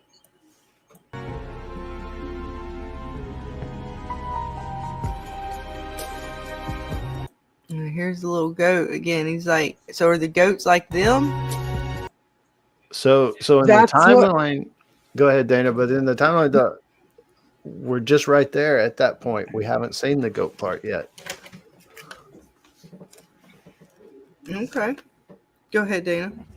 No, I was going to say that's what made me kind of interested in what the person in Reels chat said when they were talking about what if the person's not so much severed, like it's not something that their brain is literally cut in two, but they've uploaded the consciousness of one of the goats.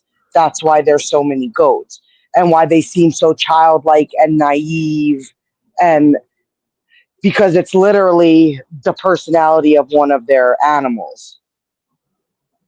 Yeah, it could be. It's one they feed them. And also, hence why Heliar calls them animals. They're just animals. Yeah, I like it, and that's when they feed them melon. Maybe. Right, and even like their snacks, they like get to eat like beets and like all this weird stuff. Yeah. The beets were the one that got me the most. Oh, I like it. I mean, they're not horrible, but I mean, come on, it's a snack. I like it. Right, that person might be onto something. Yeah. Mm-hmm. What's up, Billy Jill? They're not ready yet. The dude, when they first found the room, he said, "No, don't take them. They're not ready yet." Mm-hmm. Right, and it also gives purpose to the goats.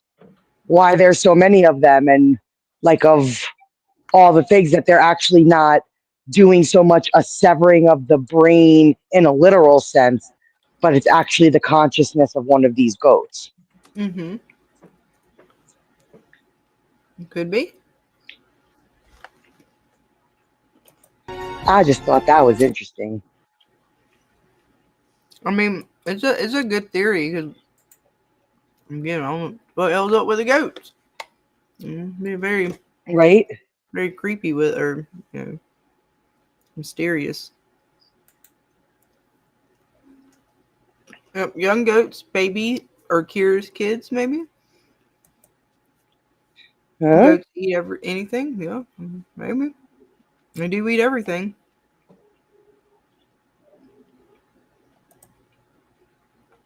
Like that crap Mark was drinking from his fridge. Yeah, yeah, Bill, it was pretty gross. Oh, the chunky white stuff. Ugh. Oh, pretty gross. Yeah. And Vic, the goats. And goats are good for tacos. Yeah, that's true.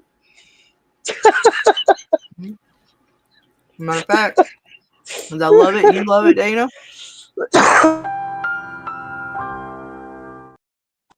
Educational. Goats are good for tacos. Like you know, have them over for tacos, or James said, I need further elaboration on exactly what you mean. Bill says that substance is goat egg drop soup. Oh my God, I'm going to vomit.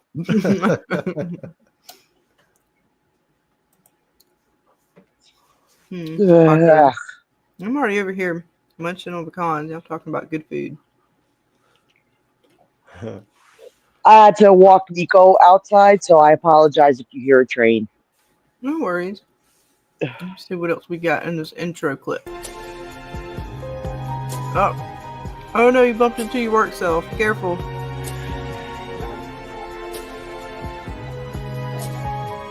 Okay. But this part we've already seen now, so that goat clip came before it. Is it still technically before? This is the substance. right? You see any mark inside that bottle, right? Yeah. And you have Audi mark. I think what we're seeing through this stretch is him still having to drink the stuff and go through the sessions, but dealing with the glitches and stuff that Petey was having to deal with because his nose was bleeding and things like that. So I think that little stretch is dealing with those types of issues. That makes sense.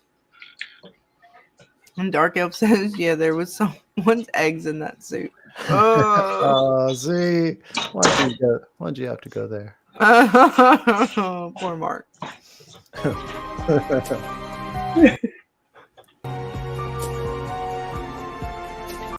Yep, see, that's like you're saying he's letting himself kind of under the curtain, so to speak, back and forth. Right.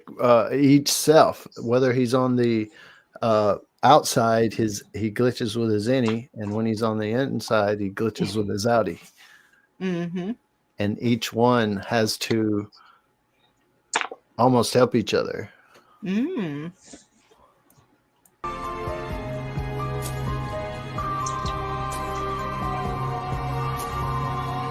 So we got Miss Cobell watching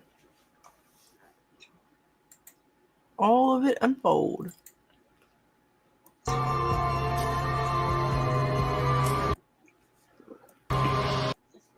Okay, can you replay the part from the book? Mm-hmm.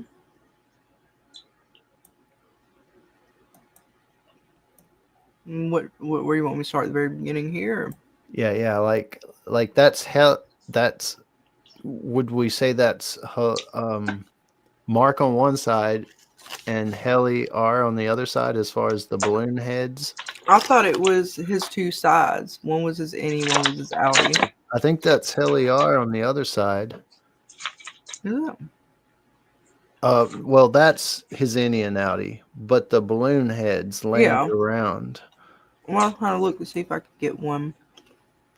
Is that I'm kind of looking here. I thought it was supposed to represent like this side represented the red, represented his to see if you look on this side over here in the front, the door facing or the one closest to us on the screen.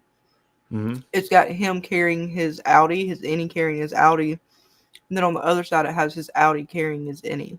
Right. And you see some more Audis on one side and you see some more innies on the other Mm-hmm. side. But then the big bald heads. The balloon heads. I thought they were just like his head. I don't know. Yeah, it may be. Yeah, maybe. It could be Helena, though. I didn't think about it like that.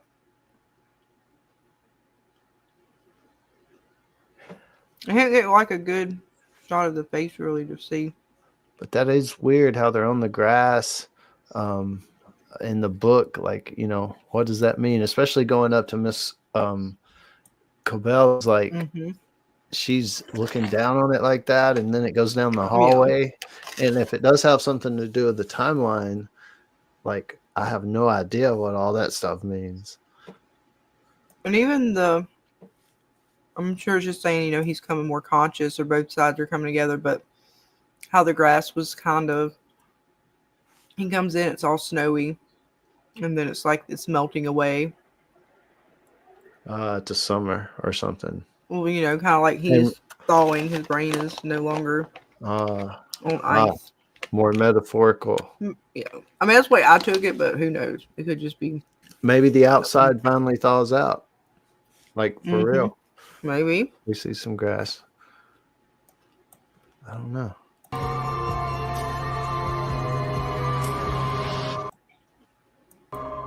All right, wait for it. Aw. Aw, oh, baby Kier. How cute.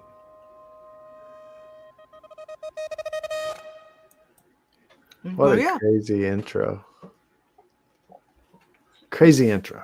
And it changed, right? It changed from season to season, correct? Yeah, the first season was different. I meant to get that one. I did not. I apologize. But I mean, it was similar as far as like he had a balloon head in the first, or actually a bunch of balloon heads. It was like a whole thing of balloons. But little things are similar, but it's very different at the same time. Mm-hmm. Let's see. I had a few others. That was interesting. Seeing it slow down like that, that was interesting. Well, let's see. I think this was the full clip. I'll play the full part first. So do you guys really think that seeing the little babies really means that Heliar is going to be popping out a baby? It sure seems that way. Mm-hmm. Or is it like a throw off and it's going to be, what's his name with his Audi's wife?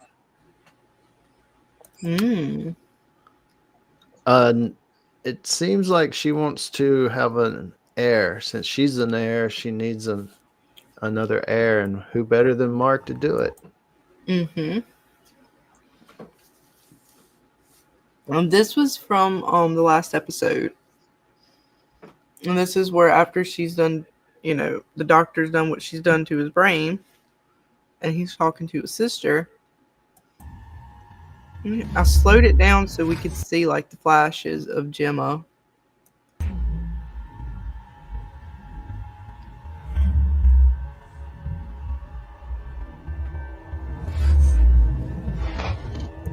And it's like he's flashing between on that part Helena and Gemma. Like it's weird how he's doing those. What he's actually remembering in these flashes. But yeah, we get good Gemma. He remembers her. There she is. Poor girl. And what are they doing to her? Like seriously, what are they doing? Yeah, because, you know, if you go to the theory that Dana was talking about that we all seem to at least think it's plausible, it throws off a little bit the theories about kind of surrounding her a little bit and stuff. So it's just crazy to think about. And see, I got a few clips to go through. right? Because, like, again, we know how shows like to do. They like to lead, mess with you. So we're seeing babies, and we know that those two smashed as of right now. But Mm-hmm. we see that, what's his name is getting close with his Audi's wife. Mm-hmm.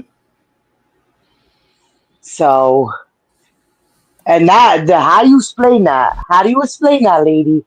Especially if Right? you don't boink your husband while he's outie of his job. How you explain that? She would have to, go home and say, "Hey, honey, meet me in the bedroom." Mm-hmm. Yeah, she's wearing purple. It seems like it's her, maybe before she became part of the Severed program. Where's Robert? We need his color theory. Yeah. Right? Whatever, it's not showing part of it right. But then there's this one. Wait, that's the wrong one. Alright, too many up here right now. I'm going to move that one. I get there. Hang on. There we go. There's this one when he was, getting a few more little Oh, I flashy quickly flashes. Googled the meaning of purple, and the first things that came up were magic and mystery. Mm. When combined with pink, purple is also associated with femininity. Yeah. And Dark Elf says, I guess Dylan's wife wears it too. The purple. Mm, Could be something. interesting. This may turn out to be a wizard and witch show after all. Magic and mystery. I believe this is right after his brain got flooded. He was remembering all kinds of trippy shit. Yeah. Freaked him the fuck out. Wait, play that again? The whole thing? Yes, please. Here we go.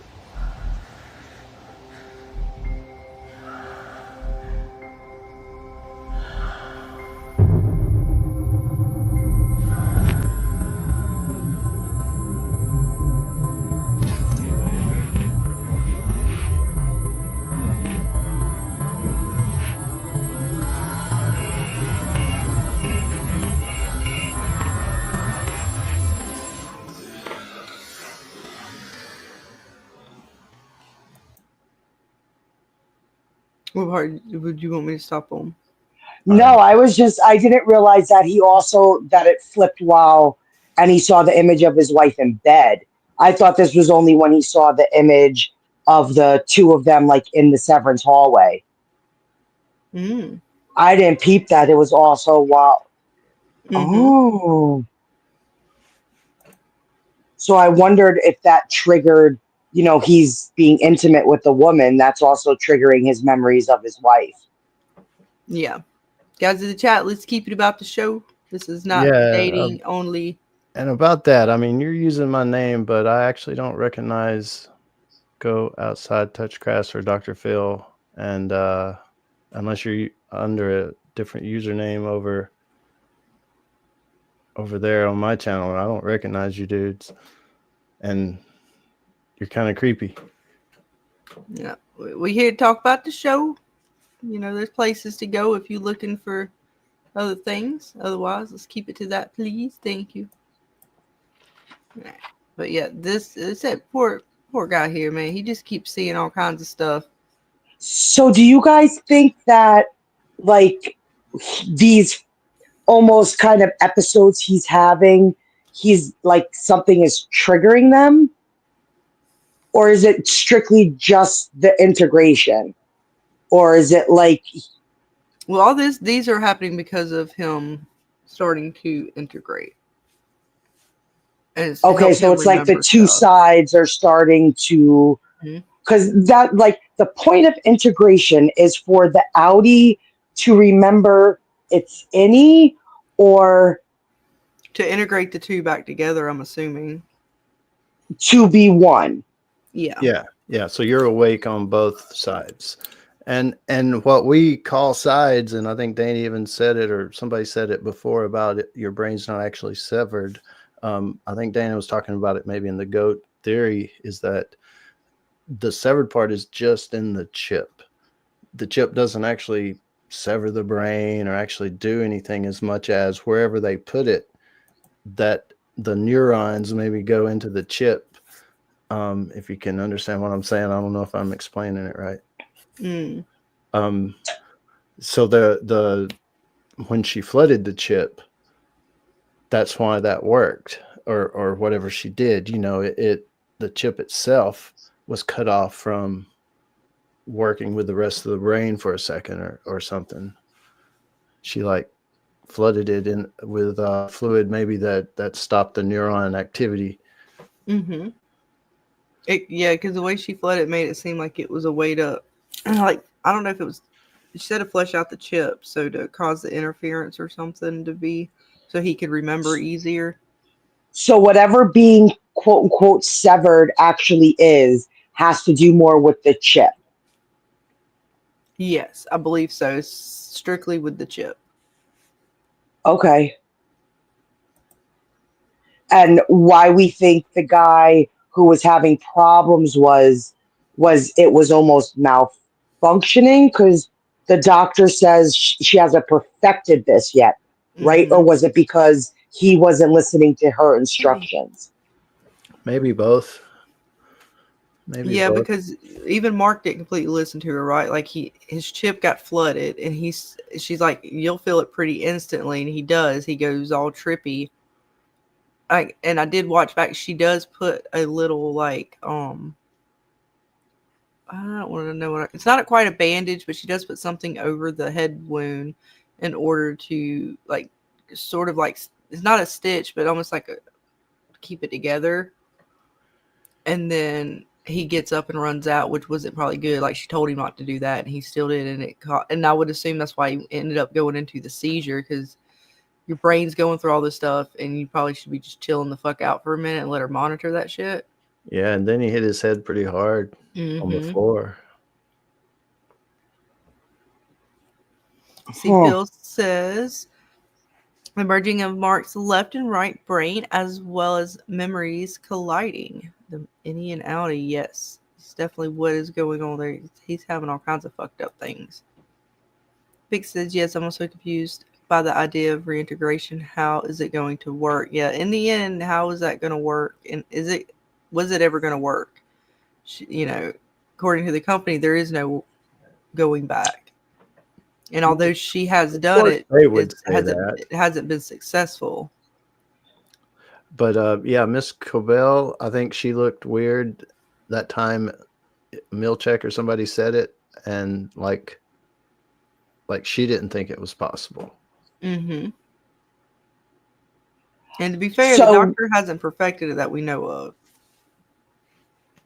We see that Miss Cobell, Milchek, and I'm sort of thinking Bert as well. It seems like they get to remember, so to speak, because I'm not convinced that Bert doesn't. That whole his innie wasn't just bullshit, so to speak. So, do you think that they are severed and not active? Because why would they be around the severed people if not part of the program themselves? Are you talking about Cobell? Well, just because we saw Miss Cobell gets to remember. She knows everything outside as well. We know that Milchek pretty much same thing when he goes to Dylan's house and is like, where's the shit you took and stuff. So he gets to be outside and still they don't go through the process of the separation of information, so to speak. Like we see Mark and Dylan and Irv, they literally have no connection to their innies. Right. And it seems like Miss Wong has a connection. is like Milchek and Cobell because she knew she was a crossing guard outside.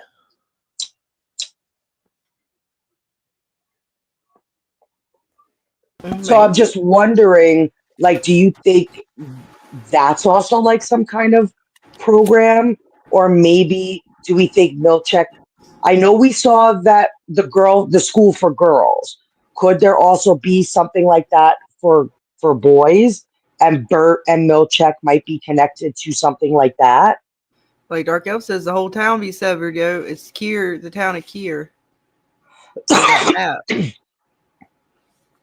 I mean, at this point, the way that they're running the severed program with having all these different protocols, and even with Helly here, Helly R. I wouldn't be surprised if they're not all under some kind of severed at some point. Yeah, this shot is pretty cool. The two versions of them in the same room. Yeah, I told you I love what they do with the mirrors. There's always some sort of like imagery with reflections. And I think that's like something to almost represent like the two versions of themselves. And this is another one where he is doing their balls in the elevator this Oh morning? wait, hang on. We gotta listen back. I love what Kelly says here. I mean Helly. Maybe. Did everyone sever their balls in the elevator this morning? Right?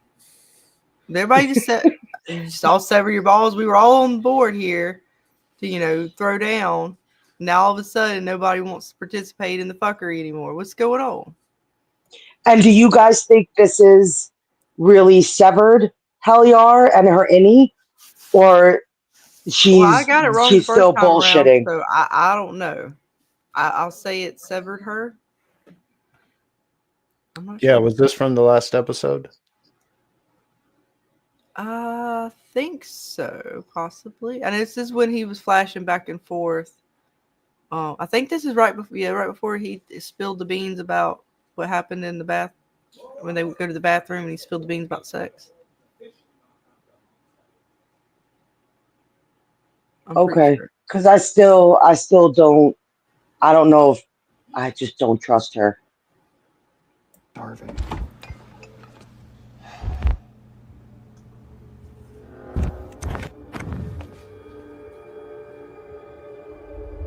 It ain't natural.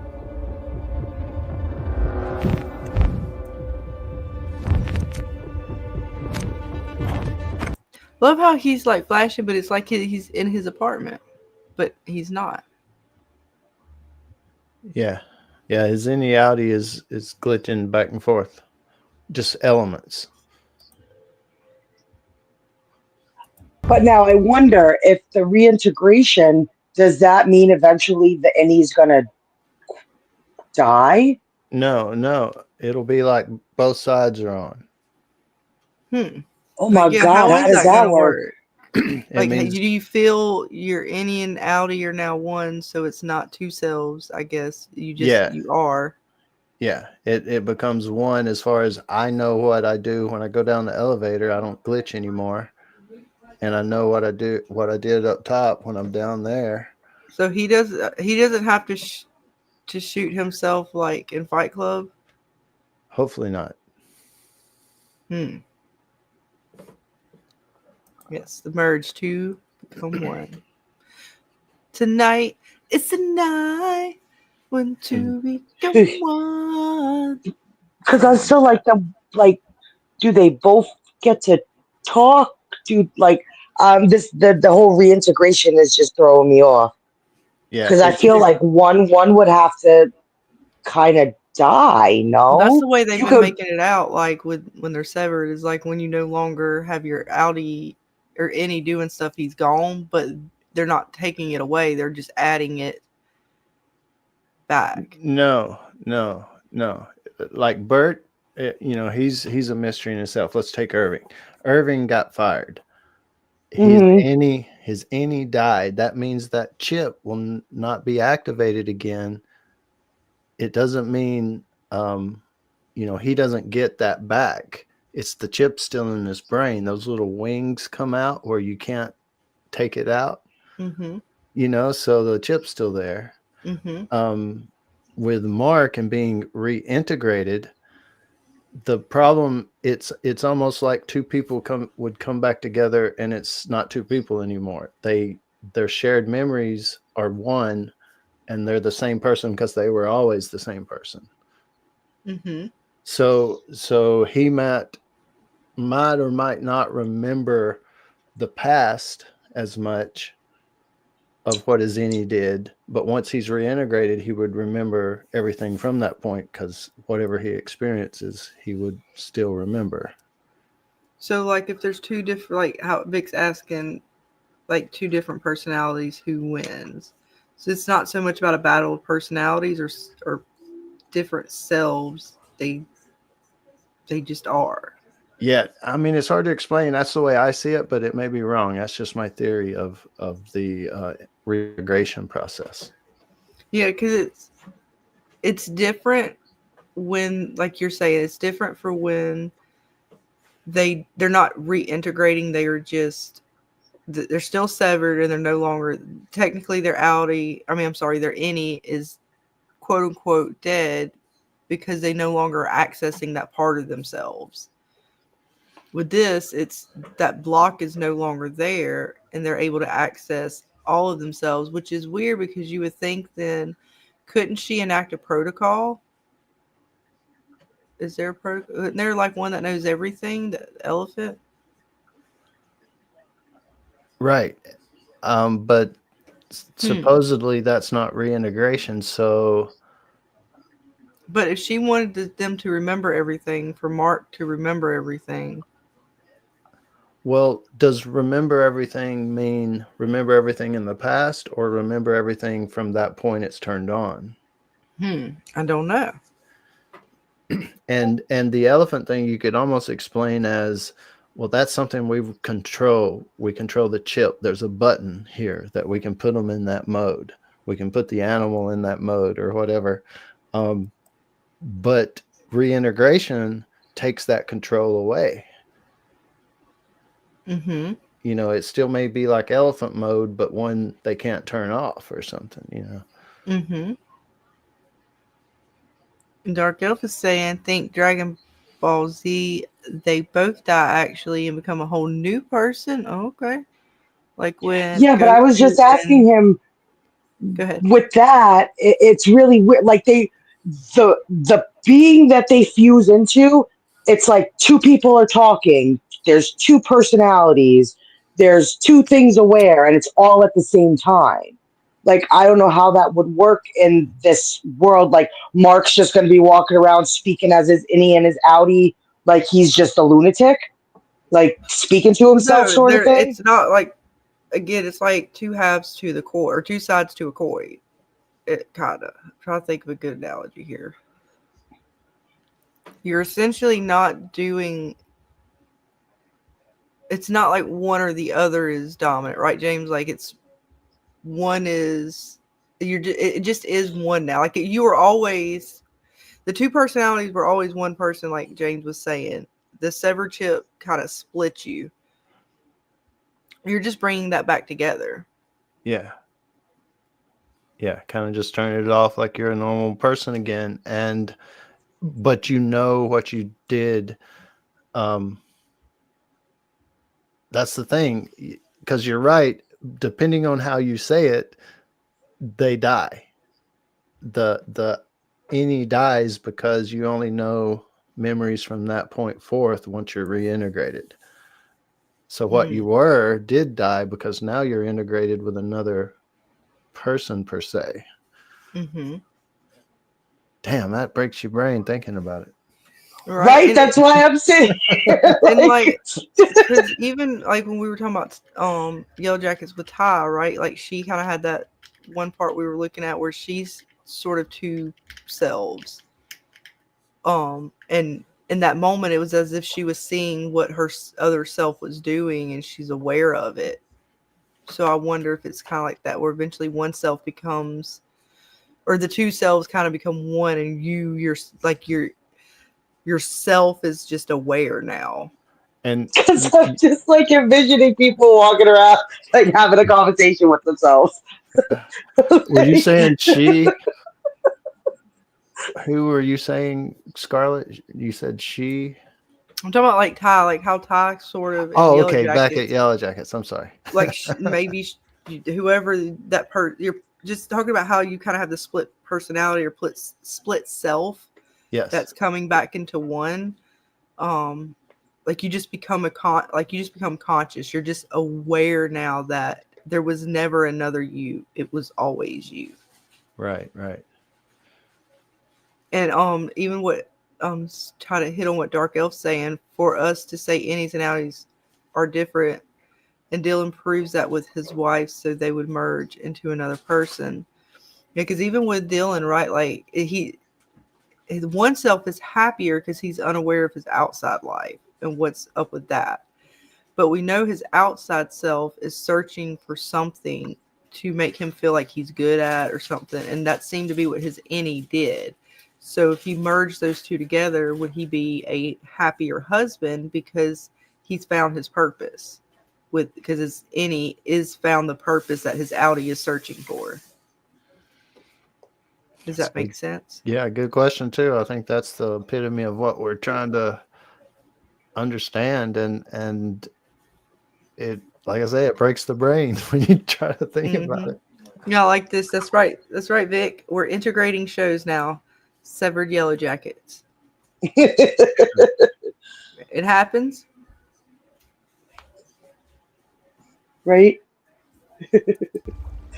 He flashed his ass all over the damn place. Reality, time, all of that's getting fucked up. Okay. Close the door on that shit. Really? Like, I'm not hungry anymore. I don't know what the fuck's going on. Again, the hunger. She said the time. The doctor said something about the time. Like remembering stuff, and you're gonna have like memory lapses or time lapses. All that is part of it.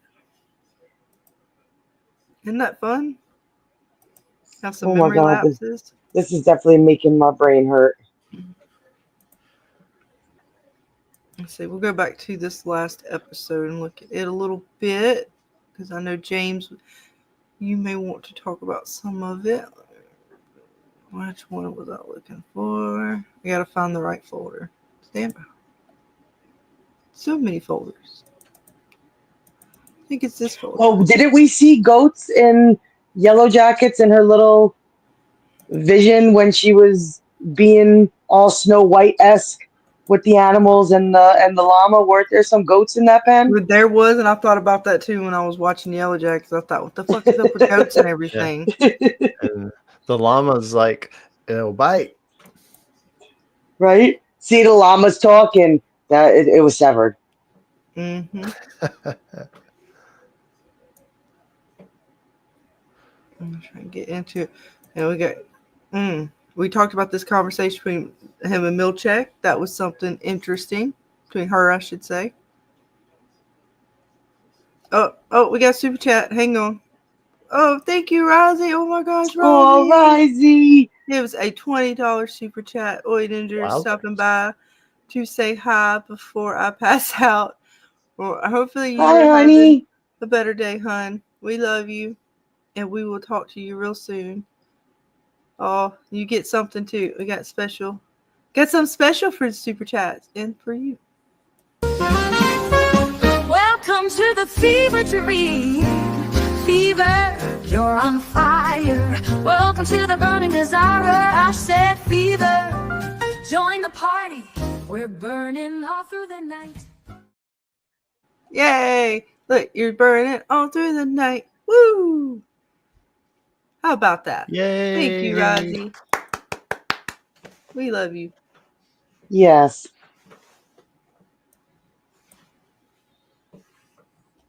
That threw us off. Threw us off a game, Rozzy. Threw me off my game. It's been a minute.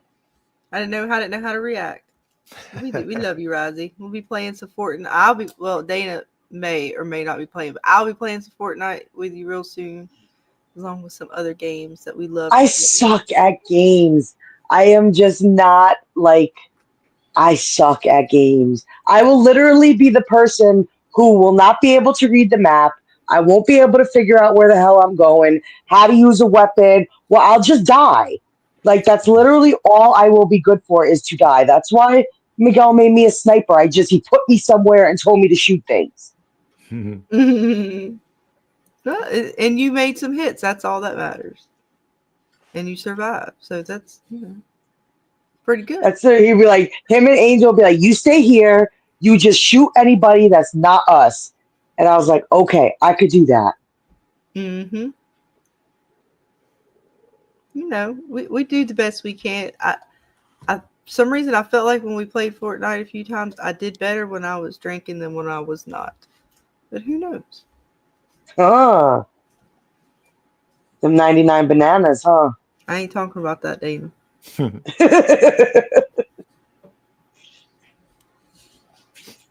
I got 99 bananas and I ain't got no problem. That's right. But thank you again, hun. We love you. And like I said, we'll be playing some games real soon. I will certainly try. Unlike this girl here, she ain't playing no games. Y'all talk about this real quick. This chick here. In this conversation with Milkcheck. Hang on. Matter of fact, I'll do this. This was a that was fun. Do you think like she's I'm gonna say this with quotes, like a real person, or do you think she's like more so what we see with Mark's wife? Because she seems to have that same lack of emotion. Like whenever we see Mark's wife as like the person who like interviews them she seems very emotionless. Like she has no emotion. And I get the same from this girl. Like her emotions are just very void. They're very monotone. Mm-hmm. Like they almost have that same kind of like somebody just one day flipped the switch and turned them on. Yeah. Could be. She does definitely seem like she's raised Kier, like she was maybe raised through the school and like she's totally indoctrinated. And maybe she was like the valedictorian or something. That's why she got that job above some other people. Yeah, we got folks who've been thinking she's like little Gemma, maybe.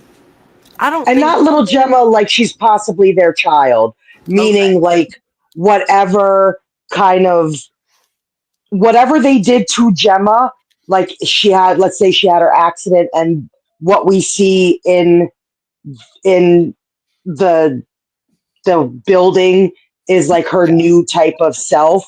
Like, could something like that have happened to this little girl? Okay. And they did kind of that same. Like Gemma, like the kid, because I know that was a rumor or a theory out there at one point.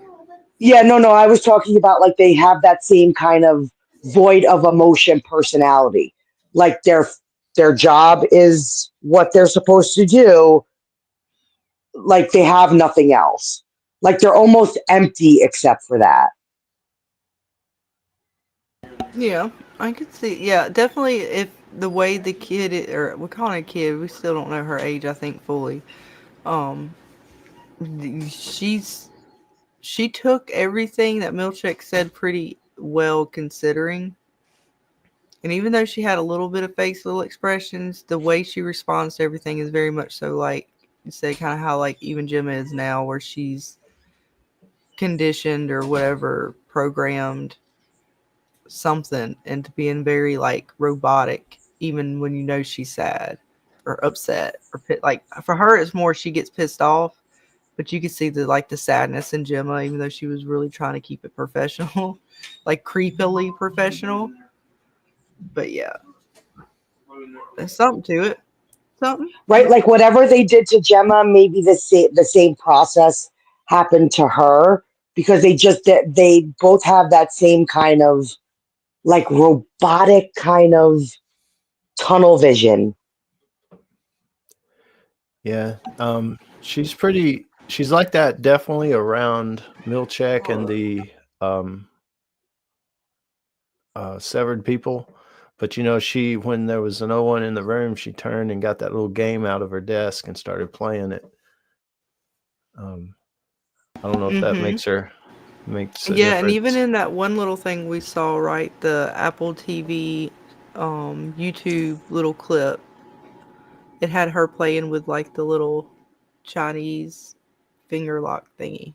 Oh yeah, yeah, and that's those things definitely lend toward Milchek saying "grow up" kind of thing stuff. Because her telling on him, oh, he uses big words and he, this and that, that's like he's using that as well. Like, grow up, and you don't tell on people and stupid shit like that.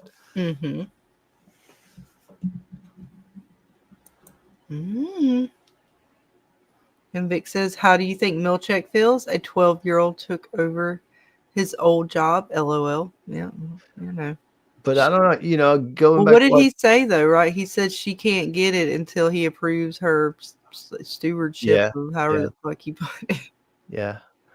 But going back to what Dana said, he could be from a boys' school like she was, and he could have started out just as young. There's that possibility. Right, because like this goes back, like maybe not the Severed program, but whatever this cult, this family, this company, it goes back a ways, right? Yeah, for sure. So it could have been around when Milchek was young, because he seems to be, if not a little bit younger, somewhat around Miss Cobell's age. Or like if the school was around when Miss Cobell was young, a school could have been around for when Milchek was young. For sure, for sure. And like I say, boys' school, girls' school, and they're both spitting out little Miss Wongs.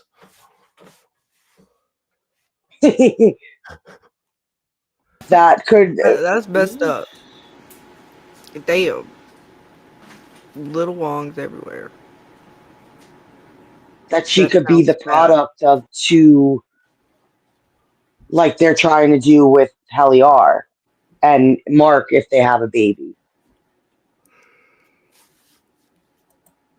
And she may, yep. Miss Wong definitely might bathe in the Kier Lumen Kool-Aid. I don't know if she consented, though. We don't know if she signed on the dotted line. Yeah, and I don't know, does the timeline, would that work out? It seems like it's only been a few years ago when the accident happened. Yeah, I don't, unless they did some weird speedy up stuff with the baby, which, I mean, anything's possible with sci-fi, but I don't think she is. I have the feeling she came up in the schooling like Miss Cobell did in some form. Right. And then came Exactly. up in the company and stuff. And like they probably have like a program what is it? Like the schools have it where a business may come in and you can work kind of for them or train under them and stuff. Internship. Internship type stuff. Yeah, and I think the company and the school is the same, Kier philosophy thing, cult thing, the church thing with Bert could be. And to me, it makes sense with her saying she was a crossing guard before this, because she was a crossing guard at the school. Kier school. Yeah, that's right. It said that she was a crossing guard, so she's obviously been brought up through the ranks, so to speak, and she wants to be part of the big boy table. Yeah, she got to get through Milchek and not double crossing. She was probably pretty smart in her class, like head of her class, to be put or get the job on the Severed floor. I do still love how like gets brought up for his like, damn it, performance review. I didn't remember the hell it was called, but yeah, the performance review, and she was kind of, oh yeah, that's nice. How did it go? And he's like, I had some things, and I look forward to correcting them. And she's like, oh, I'm glad. Oh, the digs on this show are they're different than some of the other shows we watch. Yeah, it's all in this corporate world kind of feel. There's a lot of facial expressions and a lot of passive aggressive, some aggressive, but we might be seeing more aggressive from our boy. He may be turning. She may be enjoying his personality a little bit more, although it may come to her demise as well. But he's ready to go full on after them paper clips. Yeah. Yeah, I don't know. I've probably just worked for little companies and for myself. But the one big company I did work for one time, they wanted me at the end of the month put together these reports of how we did for the clients. And I was putting them together and they're like, oh no, you need to write this, and you need to make this like this. And I'm like, well, that's lying. That's like stretching the numbers in a lying kind of way to make us look good. And they're like, well, yeah, that's how we do it. And I'm like, well, I don't like it. I didn't work there very long. I couldn't do it. Right. Bill, yep. Crossing guard or hall monitor?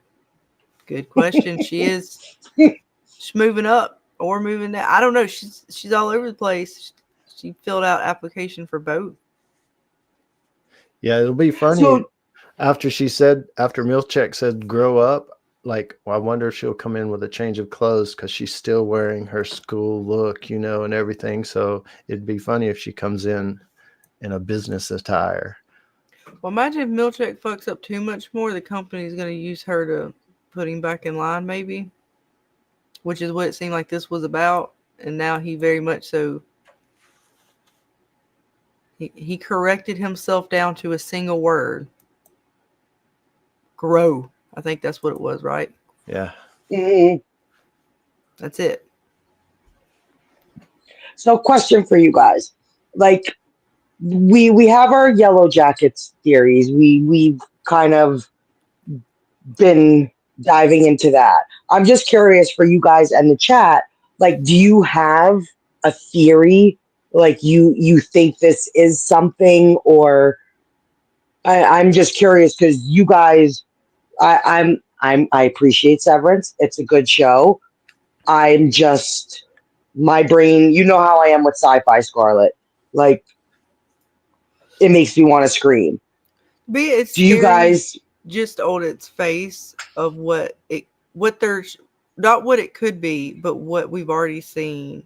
It's scary on a tech kind of side because the fact that they're giving so much, a company being this big with its hands in so many subsidiary companies or its own companies that it's attached, it now has branded off into, along with what this chip is that we know this chip is capable of doing. That alone is scary to know. I don't remember if it was one of you guys on panel one night or even somebody in the chat that brought up the fact for military purposes. It might even been you, Dana, talk about how, or you, James, how they just essentially could do so much with this, having such control over people. And without the people really realizing what that is. Because Mark and his family did not realize about the overtime contingency. And they were even like, what? And he's like, what's in your paperwork? What the fuck? We were saying, what? Go back to that paperwork. What else did you sign over when you signed over to be severed? I don't know. What do you guys think?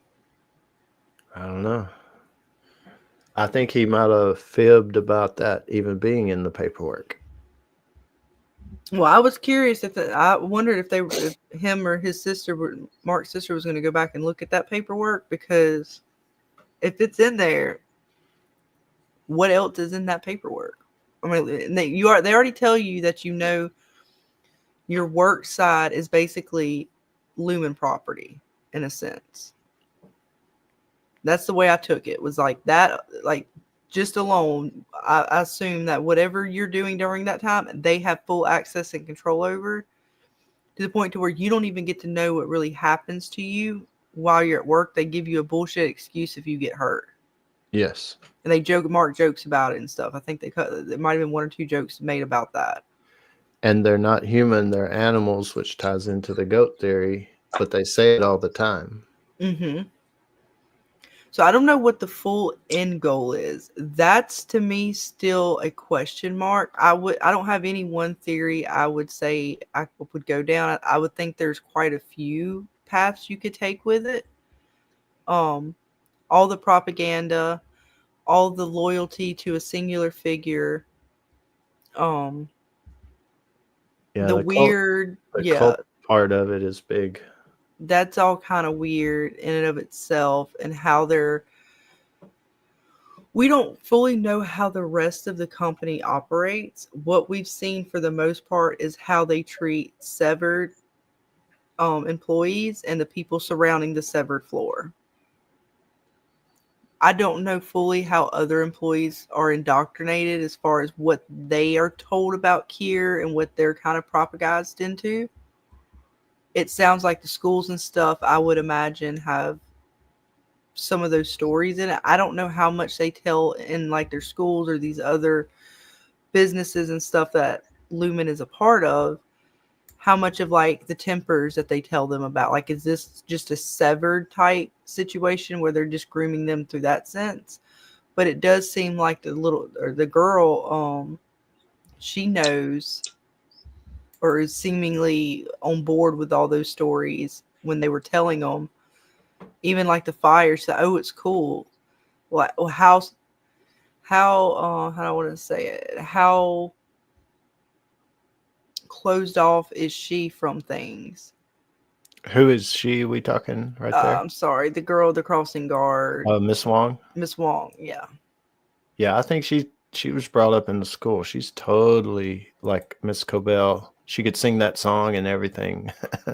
And she believes the story is similar to how Miss Cobell is. Like their gospel. Like whatever the stories are about Kier, the tempers, woe, all that stuff. Like how far does that, does all the employees, are they on board with that? Or is that like if you're just brought up in a certain way in the company that you get really pervy to that information? Because a lot of that propaganda is very interesting in the show and of itself and how they're portraying it. Right. So it is curious to see, like, what does it mean? Is it okay, just company loyalty, or is there something else going on with it other than, again, face value is propaganda, loyalty to the company, sheep to the slaughter, so on and so forth, whatever. Now, whatever you want to put in that, but I don't know what the end goal is. Is it to have baby Kiers? Because we're seeing all the little babies. We see little baby Kier. Is that just with Kelly and Mark? And again, Kelly pops up, what is it, this episode on Mark as her Audi self, her Egan self, and he's now becoming slightly aware, and her presence in that whole conversation is what drives him to go back and finish whatever he's working with the doctor. So, and why is she coming here is talking about, oh, my father would love to meet you. What else what is the end goal with Mark? And are there multiple people with multiple different end goals, or is it all connected into one end goal? I mean, Miss Cobell, and now how Helene is coming after him as her both. What do you guys think? You ask about 1,000 questions. I did. I ramble because if I don't get it out, I'll forget all the connections. But they're all valid questions. I mean, and it's a mystery to me. Because they're connected questions and I'll forget them all. But they're on the live stream now, so that I said it, and when people go back, they can answer in the comments down below. Yeah, on the rewatch. We love you all. Like and subscribe. Yeah, I almost think maybe the Helena thing with the baby, the scene right here, the reason she went to see him out in the Audi world, not only because of the mishap that happened outside in the snow and stuff, but that she may be pregnant and it'll be the heir. And she just chose that to happen in amongst the other thing, which is him finishing the Cold Harbor file, which is a different company related, change the world type thing.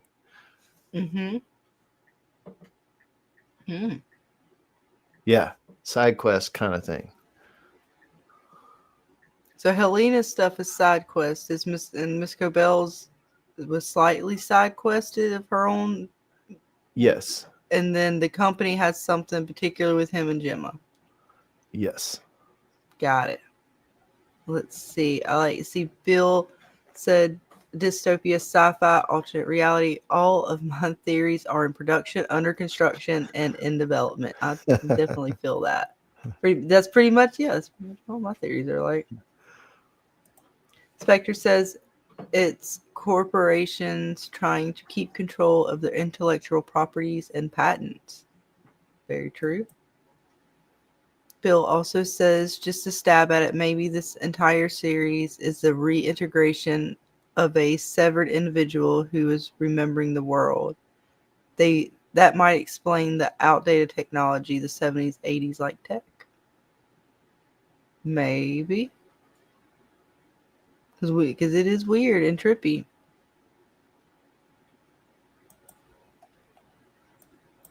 See what else we got. Bill also is saying the severed individual may have been severed in the late 70s and is now being reintegrated in the current time. Ooh. We did say there's be some memory lapses, and we don't fully know, but I don't know, but we're really kind of going along with Mark's story, so I'm not sure.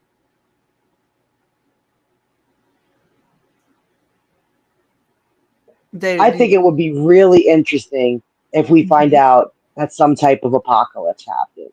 And this all kind of, they're doing something with maybe, I don't know, but like the whole town is weird. They're like, half technology is weird.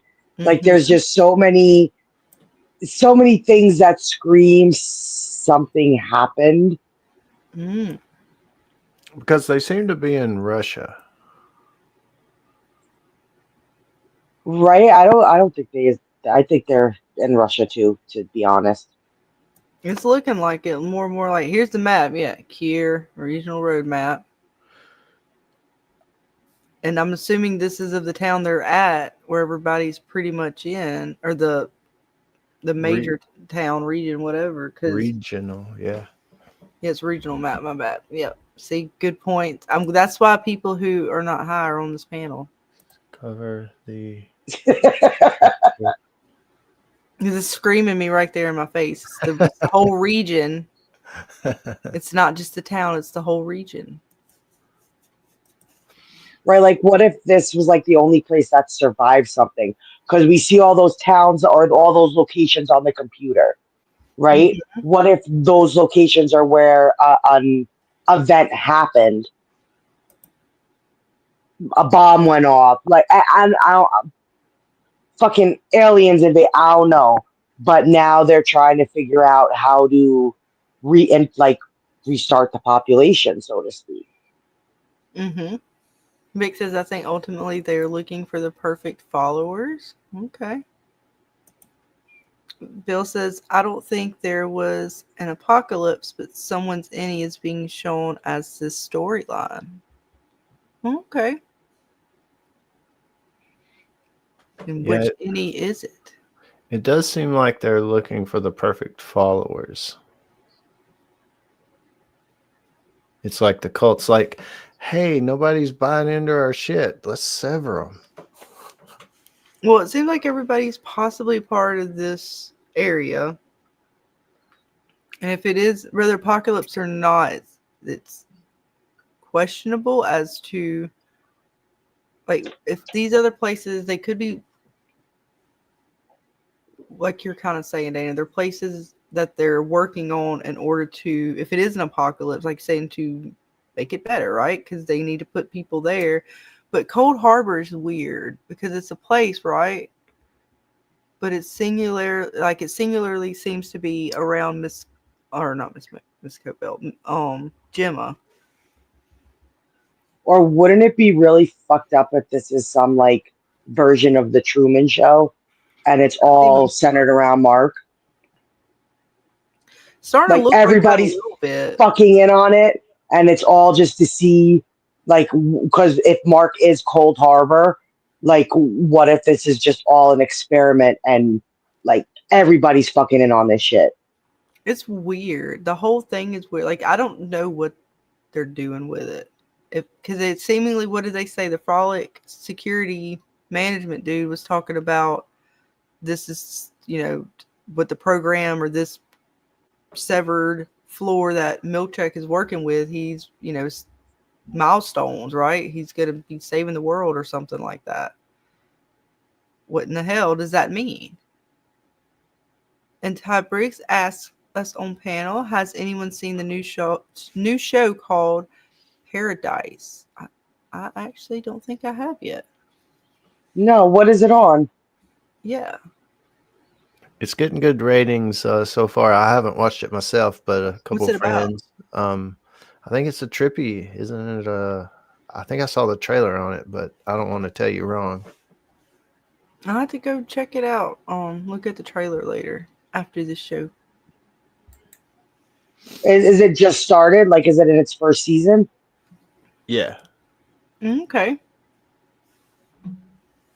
It's a sci-fi. Did Dana say she didn't like sci-fi? Oh, Jesus Christ. Well, she's not against it. Just depends on how sci-fi they go with it. And what kind of sci-fi? Yeah, like 3-Body Problem broke me. 3-Body Problem absolutely broke my brain. It broke my will. Like Scarlett was like, "Oh, wait for the reveal," and I'm like, "Okay. What fucking reveal? I don't understand what was revealed."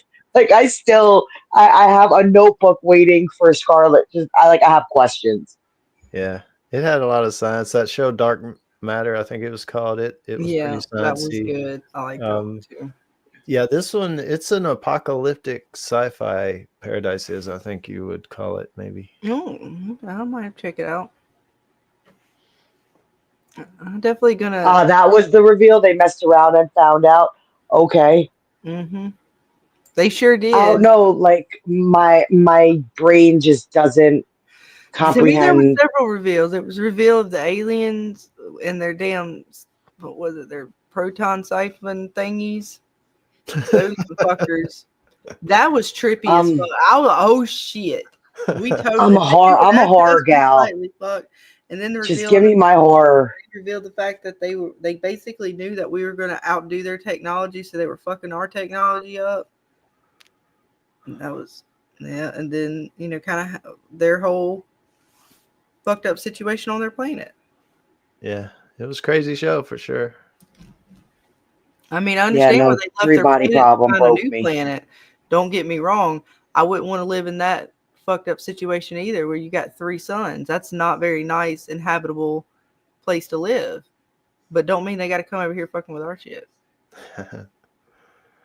And the VR technology and shit. Dude licked the sand and was like, "That it tastes real." That's a good show. What was what was the other one? Teacup. That one wasn't too bad. No, because they very much gave explanations of stuff. They weren't just kind of like throwing you into the deep end like without floaties and like swim. Like Teacup, definitely I understood Teacup. I like 3-Body Problem. I just didn't. I didn't grasp it. Well, you understand Teacup so far. True. Didn't they cancel that one? Did they cancel it already?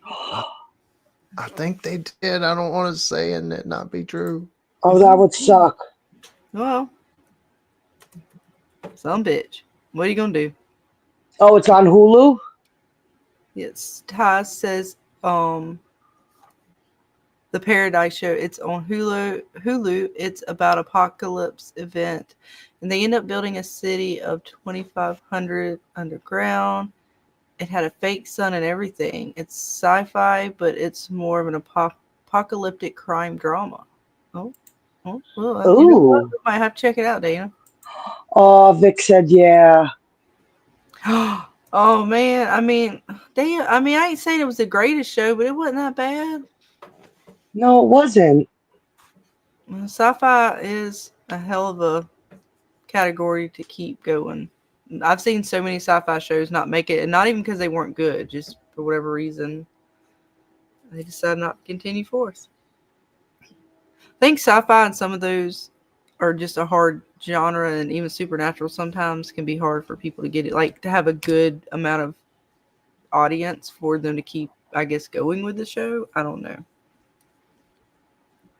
But that's sad. You never know. Maybe Netflix will pick it up. Hell, they picked up Halo. They could pick up Evil or Teacup or one of these other shows that's better. I'm with you, Ty. I really like it too. Yeah, it's a good show. That's unfortunate. It's sad. I don't understand. You used to call it Hollywood, but now you can't anymore because it's, I don't know, it's not just that anymore. But you know what I'm saying? Yeah, It's they like come everywhere now. I don't understand the top executives that are making these decisions in any, whether it be a cable, you know, HBO or AMC or Paramount Plus, or you know, I don't understand them. They did it Raised by Yeah, Wolves. Like right like when it was what even counts good. as ratings anymore? You have so many different ways that people consume their Media. shows and stuff that like what are like how do you even what gets rated anymore? Like, you know, back in the day it would be how many people actually tuned in to the show when it was live. Then they incorporated to how many people DVR'd it or recorded it. And now with like streaming services and, you know, I hate to say pirating and stuff, like what actually can, you know, gets counted for ratings.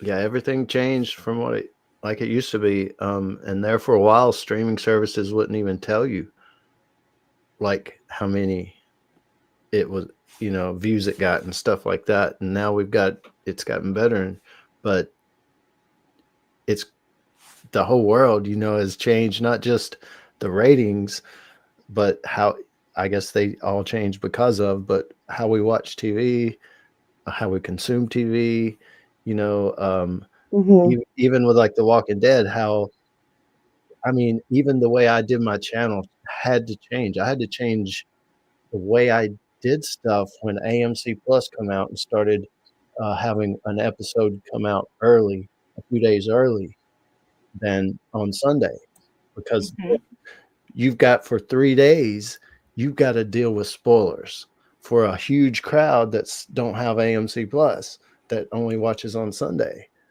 So, I mean, everything started to shift and change, and suddenly it was spoiler city for a while, and it's just like Well, it how was do you that way with From because you had people with the app who got to see the show early that dropped at midnight, and then you had people who had to actually wait until it dropped, you know, the real time it did when it came out on TV.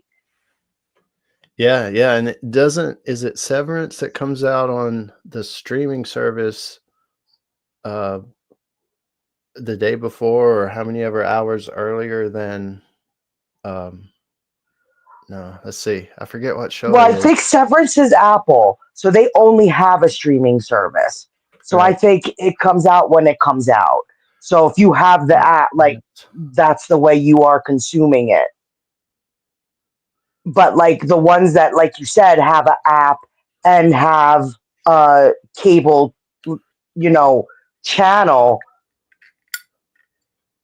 people who, you know, aren't gonna go out and get both if they have it, you know, on their cable. Yeah. Sweet Pea, I don't think I watched that one either. Ty and Spectre were talking about it. There's still quite a few shows out there even we hadn't quite delved into. I know, what was the other one your hubby was it Wheel of Time? I know a couple folks have told us about that one. Oh yes, but you have to understand he is a ginormous fan of the books. Like Yeah. he read those books like 5 times. He is a huge fan of Wheel of Time.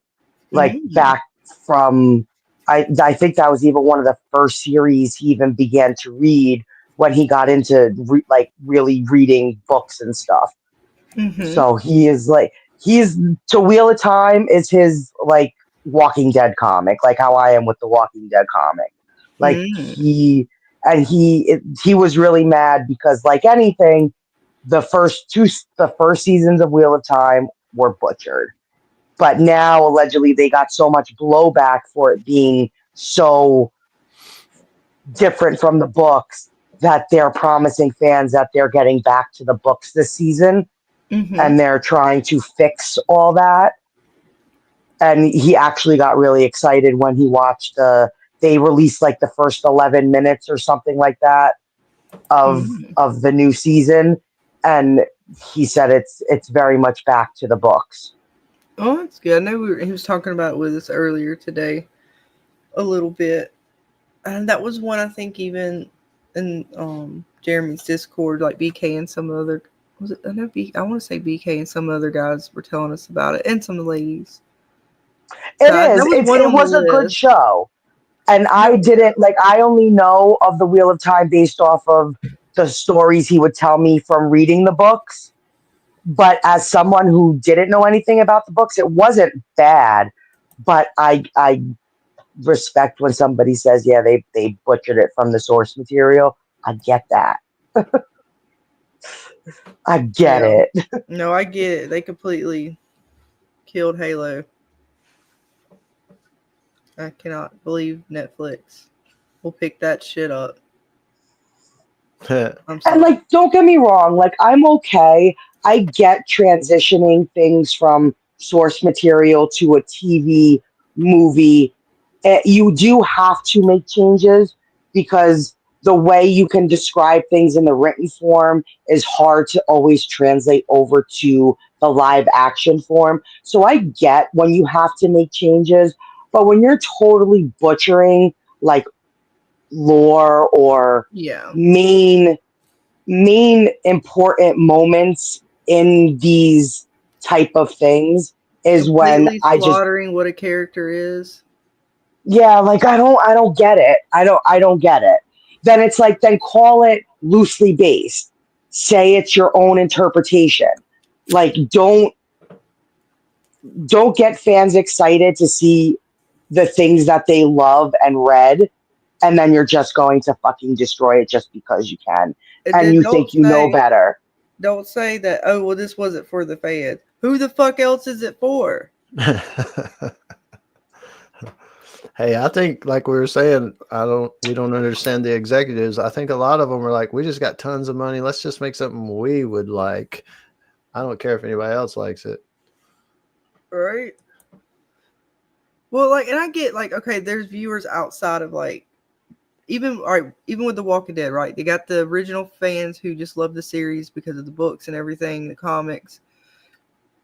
And then, of course, you want to have more people come into by watching the show. Maybe they'll go check out the comics, whatever. Same thing with Halo. You got the core fans who play the game, maybe watch any of the cartoons or whatever they had out prior, books, any of that kind of stuff they had out prior to the series. Yes, you want to bring in other fans to kind of get on board with the rest of the franchise, but if you don't stay with your core, there's no guarantee for new fans to come in, but if you don't have your core, you have nobody, right? Like, you can't forget about your core. That just seems stupid. It's bad business, in my opinion. Well, I'm not a businesswoman, so I don't know. It just seems stupid. You obviously would not do well in Hollywood. Obviously not. You know what? I've told Dan before, this is why I don't do good in business. Because it's hard to name anything. I understand production. It's hard to take from words to screen, and be perfect, but still we're not talking, hey, it's close to the books. Most things are, they combine those 3 characters and this character ain't even in it. And they went this way in the book, but they went that way in the movie. And I mean, we're talking that kind of stuff, and they do it to everything. It seems like. Mm-hmm. And Ty, earlier we were actually we dove into Yellow Jackets, and I know me, Dana, and I also believe you, James, are very excited about what's going on. Excuse me, what's going on with Yellow Jackets?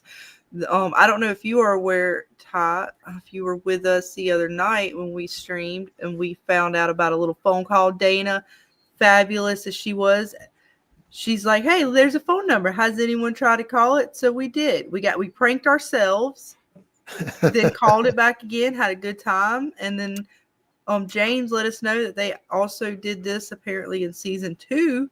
There was a phone number, and Lottie's little her resort retreat getaway / therapy group session.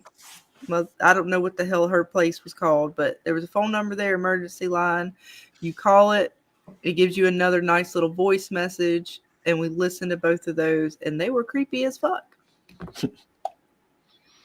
So the season for Yellowjackets so far is going pretty good. I'm pretty excited. We went back through a few of the highlights from the last 2 seasons, which we barely even scratched going over it, to be honest. I mean, we got a few things that we looked over with some of the characters and their visions and weird things happening to them. But there was so much that I forgot about. Just that little bit we went over, I think, barely even goes over everything that's probably happened in the first 2 seasons to compare to where we are now with season 3. It's very juicy. I keep rambling. Feel free to cut me off at any time. No, I love doing stuff like that. I thought it was so much fun doing it with Evil.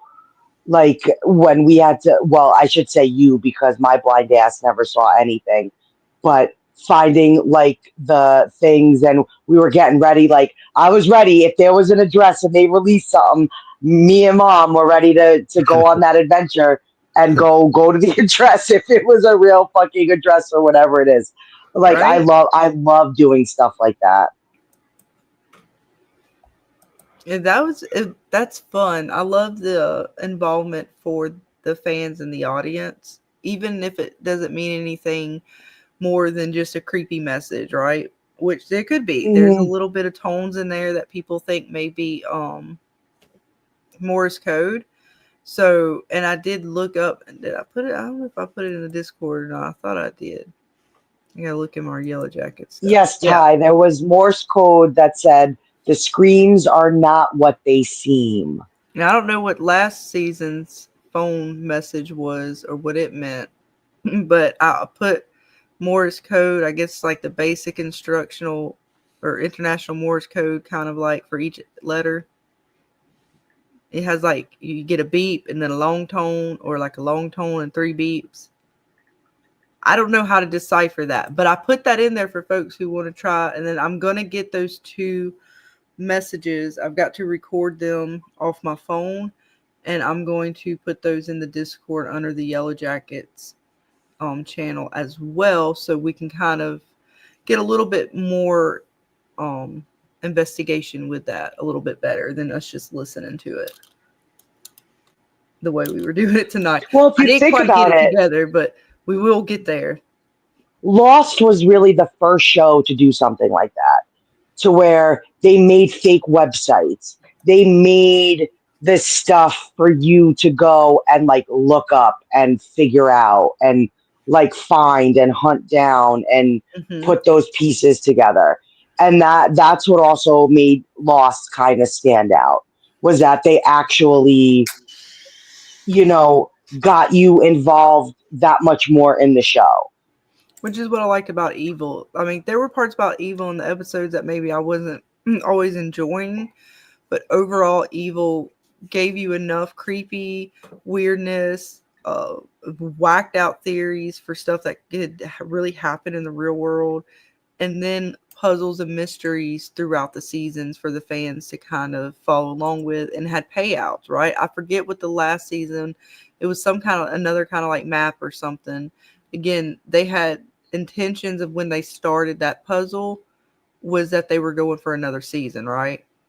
Mm-hmm. And then it was Paramount, right? They fucked over and they kind of fucked them over a lot, and canceled and told them, "Oh, here, we'll give you a few episodes to wrap things up." So that puzzle at the very end, or of that last season that we got, there's no telling what the winner, like if you figured it all out and you were one of the winners that got this poster type deal where it's going to be another puzzle or another piece to the final puzzle. It was like every season, right? They gave you another piece to it. We'll never get to know where that fully led to because they canceled the season after, which pissed me off. Bastards. But I love that. I think it gives shows that extra, something extra. I love when we get to have fun outside the show in that sort of way. Mm-hmm. Yeah, for sure. Like Severance has the Lexington letter. Mm-hmm. Yes. Yeah, the Easter same eggs. Same sort of deal. Yep. It's cool for the people like us that like that stuff. They have this. It's like I was kind of shocked that From didn't do something like that. I was kind of shocked that From, being the show it was, didn't give us some sort of outside thing to kind of delve into as well. That would mean something in the show. That would have been the perfect type of show to incorporate something like that.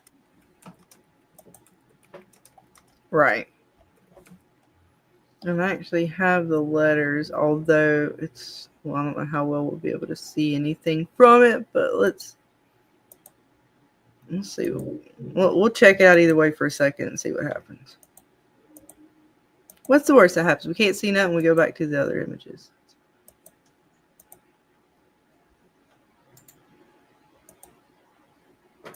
You can't see shit, can you? You can kind of see it. I can kind of see it. A lot of stuff. With that in mind, I'm going to try to give you the full story. Forgive me if I get a bit rambly. Yeah, I understand that. I feel like I wrote this. That's funny. Well, you know what? You got to make fun of yourself. Otherwise, you can't make fun of others. I feel like that was something they taught us in middle school. Yeah, few learned it though. You know, it's fun. I love doing stuff like that. Like it gives you more to talk about. It gives you more to dive into. Like I like when shows do that. Mm-hmm. It says I tend to go on and on when I'm nervous. Yeah. And I'm really very nervous about this. Oh shit. Right now I'm staying in a motel because I can't shake the feeling that someone has been watching me. The same black car seems to always be parked next to mine. Lumens everywhere, people. They're always watching and listening. Remember that. And for the last few weeks, my mail has been all crumbled when I've gotten it at night. Oh, damn. Somebody done been through her mail. Like someone's digging through it. Yeah, I know. Feels so odd. Yeah. Yeah. All right. See, you can read it. All right, good. Did you have to? Well, they got keys to half the fucking town. Right. We did see Mr. Frolic. I'm calling him Mr. Frolic. Yeah. I forget what his name is, but the paragraph up top, it says connections. I'm writing you because of the connections people say Lumen has with the city hall and police. Wait, up above this or below it? It was up above, but it was just a up here? quick saying how it things, paragraph on the upper page. Second, the second one there. But that's why she's writing right there, to Scarlett. the reporter. Right where your cursor is. Okay. Yeah, that's why she's writing to the reporter, is because I can't go to the cops with this. I can't go to a lawyer with this. Lumen's in everything, and we were talking about that earlier. Yeah, a lot of connections with the police and city hall. I don't think they would believe me anyway. I hope you believe me. I really need someone to believe me. So yes, I just want to get this all written down in case someone happens Something beyond what's already happened. Okay, something happened. Yep. What's already happened. Oh, shit. All right, here it goes. Oh, my gosh. And then it's like the letters continue on. I think I have it. Did we ever put this in the Discord? If not, I will try to remember. If you keep scrolling down, doesn't it turn into the handbook, like the handbook was attached? Possibly. I can't remember. How far down do we need to go? I can't remember if it was two different PDFs. It was me, but not me. Oh shit. Are we severed at this point? Yep, severed floor in the basement and then nothing. Sweet nothing. In the middle. Elevator ride. My severed chip would switch my consciousness over to my innie. This whole other personality with no memory of my life here in Topeka. Yep. Okay. Yep. Like Topeka Bay or something. Topeka. It says the name of the newspaper, Topeka Review or something like that. Isn't Topeka in Kansas? Yeah. If this is the same, universe, whatever world. Yeah. True.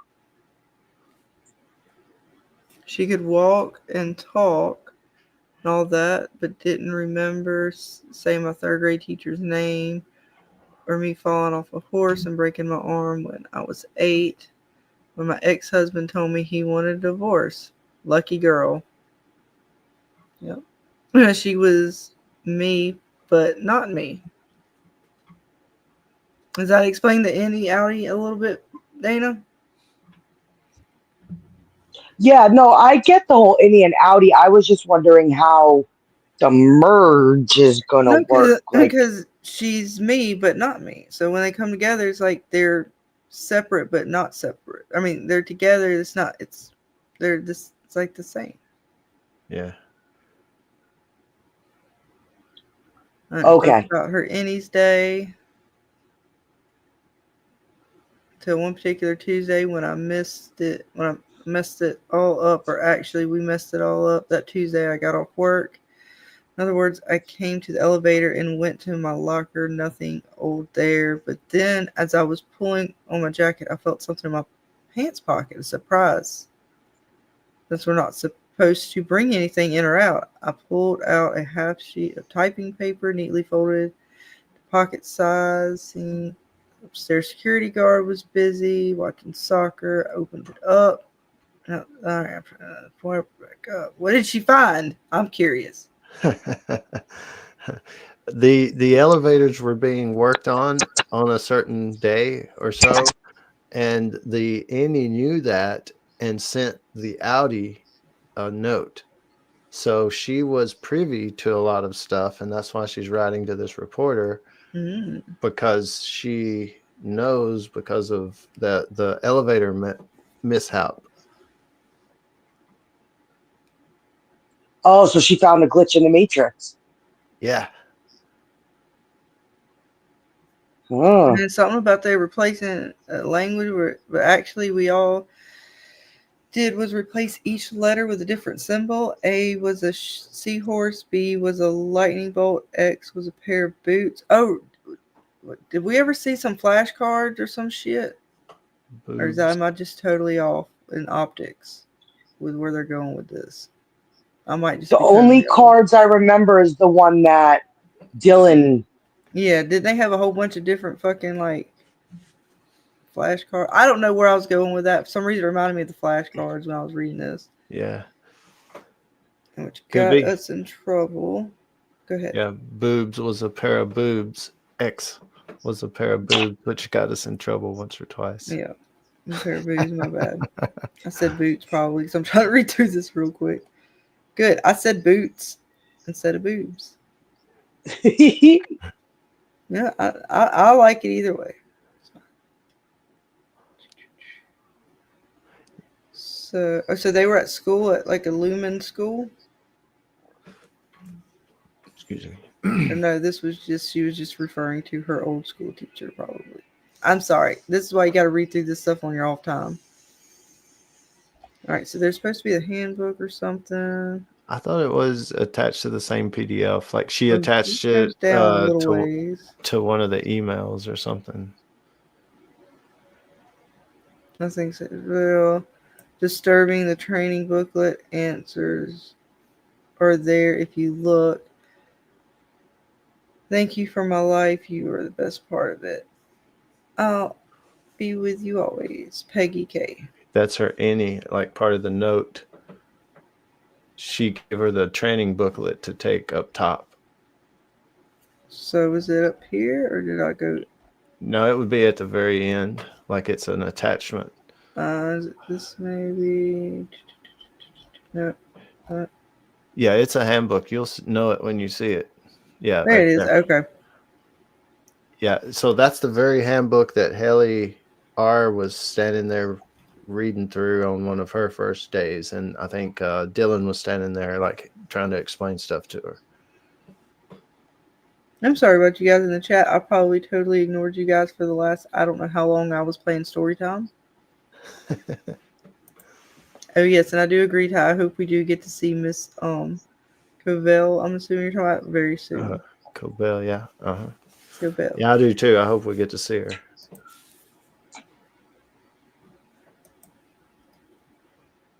And yes, make sure to go subscribe to James as well.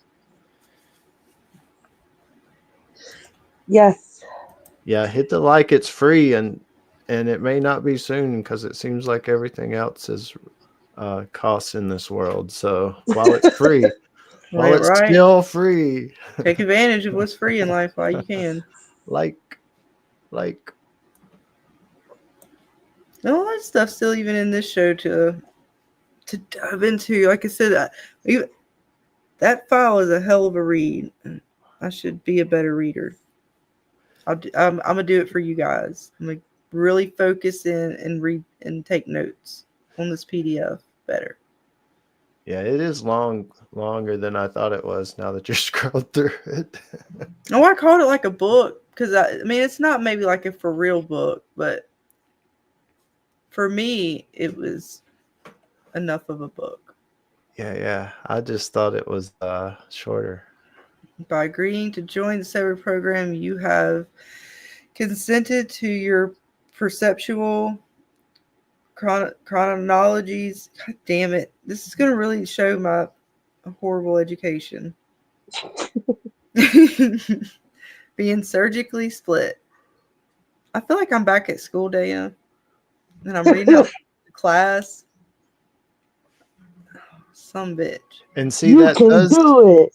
That little paragraph, though, you could almost say explains a little bit what Dana and us, well, all of us was asking and talking about. How does the sever thing work, and how would the reemergence thing work, and all that stuff, reintegration, because it says surgically split.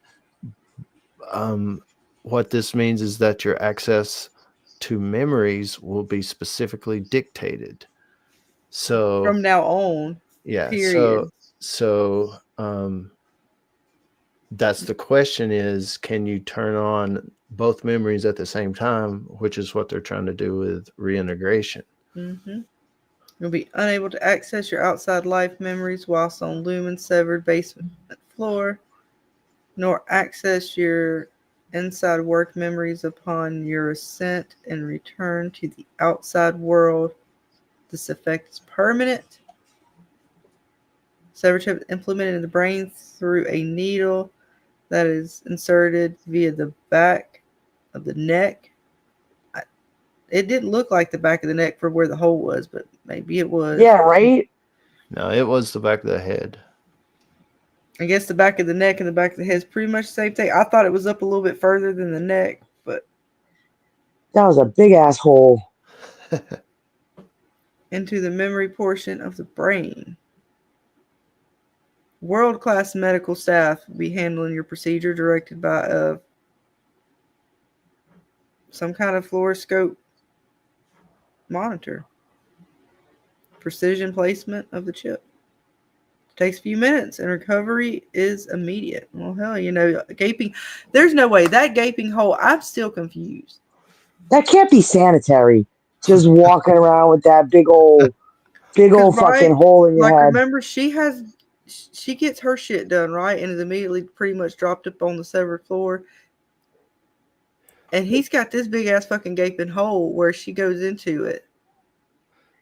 And she does put this little bandage on it, but it's Band-Aid. I mean, you know, it's right? a cure. How do you avoid infection? And take pride in Like, knowing don't we that have to you've been worry about selected, those Dana. things? Like, dude, I don't know. Dana, take pride in knowing that you've been selected for your vast intellectual powers. There we go. We know you may be curious about what the numbers mean. However, knowing the true meaning behind the numbers could inhibit your natural intuition.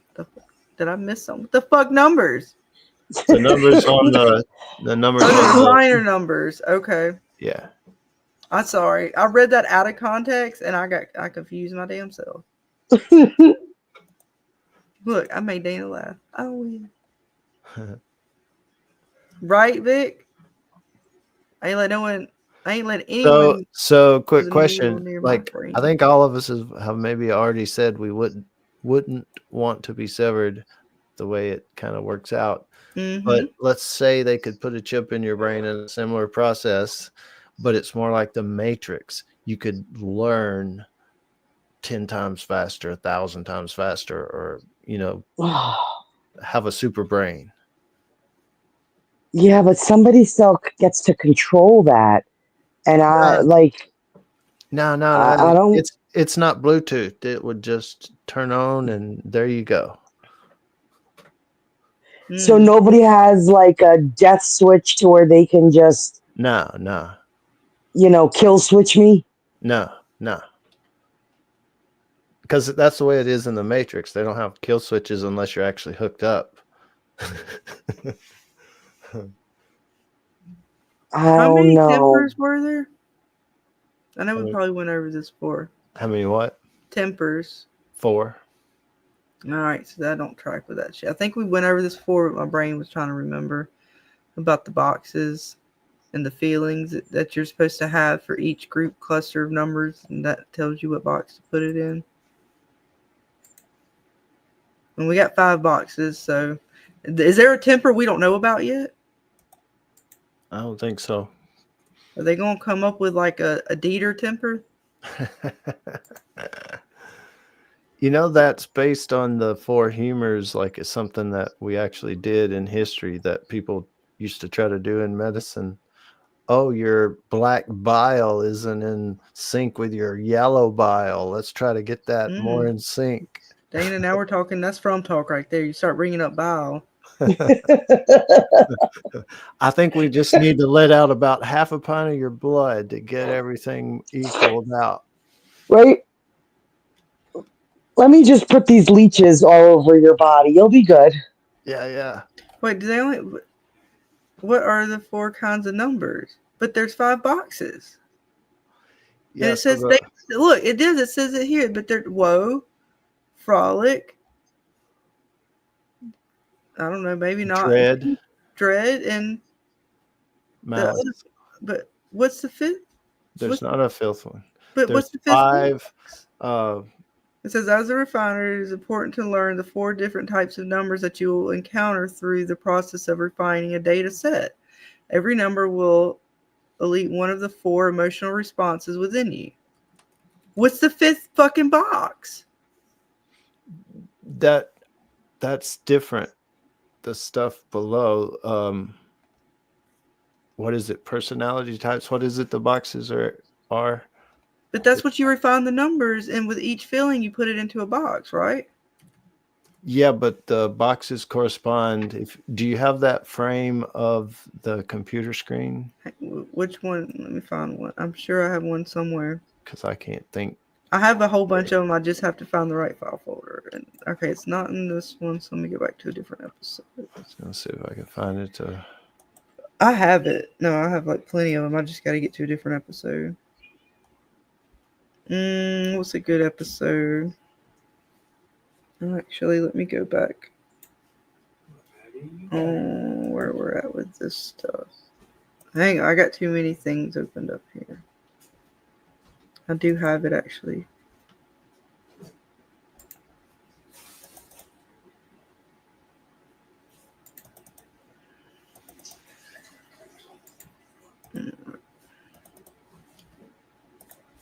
Let me get back on this screen. Too many screens. Stop sharing that. Share. This. And while I'm looking for that, all right, there's 5 of them here.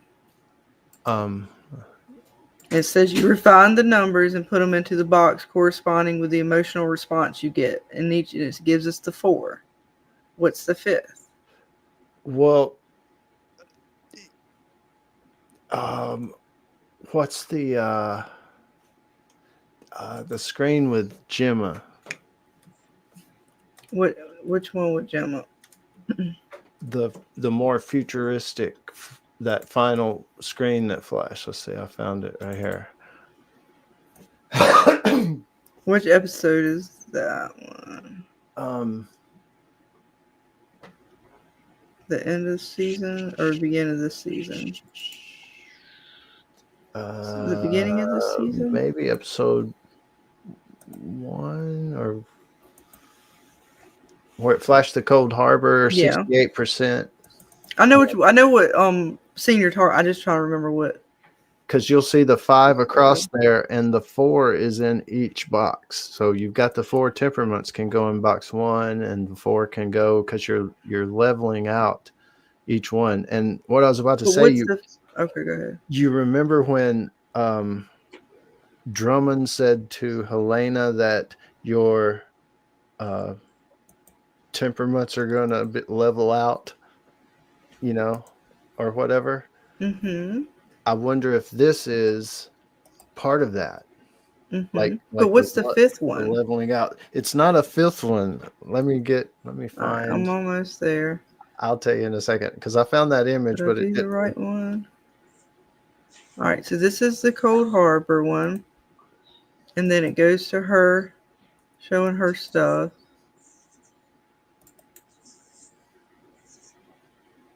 See, we get 1, 2, 3, 4. Each box is one of the brain waves, and each one has the 4 temperaments in it. Yes. Okay. Yes, that's it. There's okay, like 5 now I need functions. to go back and open up that other one. Where did the other one go? Hang on.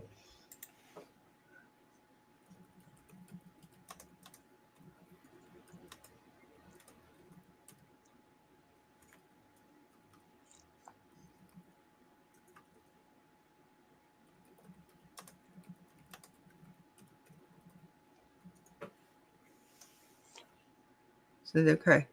I'm understanding the refining process more. I got to keep reading. What's up, Unhinged? Okay, it's the Delta, Theta, Alpha, Beta, Gamma. Oh, Unhinged. Oh, sweet. Uh-huh.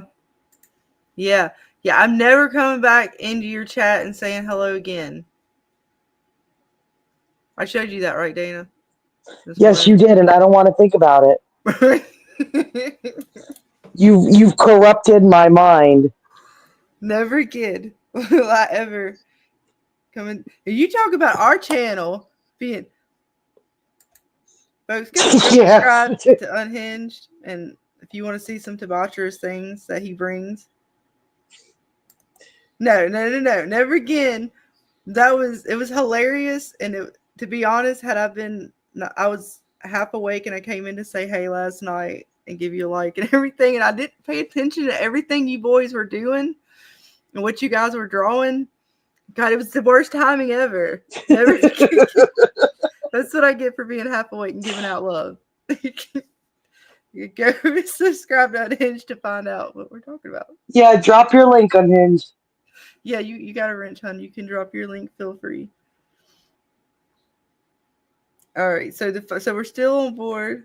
It was the best time. Oh my God, it was horrible. Yes, we will tell you later, James, because we can't say these things. I don't want to say it. It was on the YouTube without you fear. Can say it. I just don't want to say it because it embarrassed the shit out of me a little bit. I was like, holy shit, never again. But no, it was actually really funny. All the girls this morning had a laugh when we had coffee, and I told the ladies about me going, never again will I go into a chat half awake, not knowing what the hell is going on in the panel before I say hello. You learn lessons every day, as we say around here. And you know what? Damn. It calls for a little something. I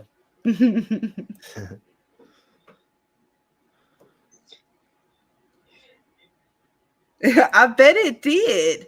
It's surprised y'all got away with that. Because I stayed for a few minutes and then I was like, okay, I cannot consciously sit here with it on screen.